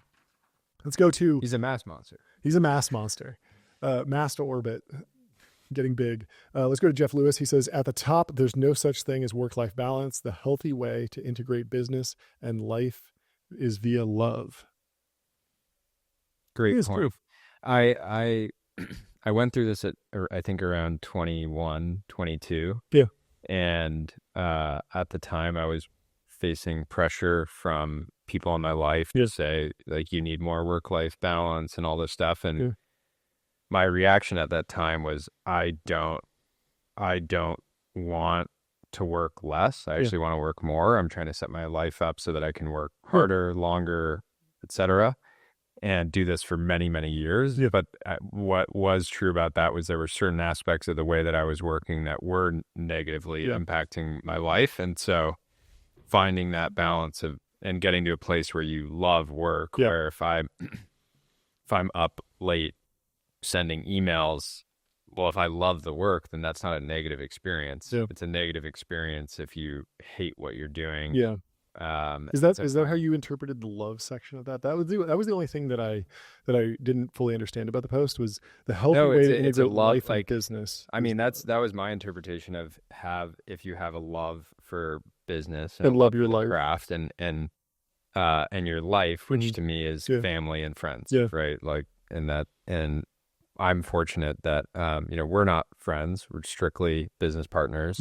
But I'm fortunate that I love the work and I love my life, and I love that they intersect. So we have to have dinner. It's fine because we'll be able to do business the entire time. Tonight, we're going to have dinner, and our wives will be like, can you guys just stop playing the character for literally 2 minutes so that we can order? I mean, literally at the last dinner, it was like, no, actually, 15 minutes of pleasantries and then like 2 hours of like, let's plan the next activation. Sarah was like, hey, just some feedback.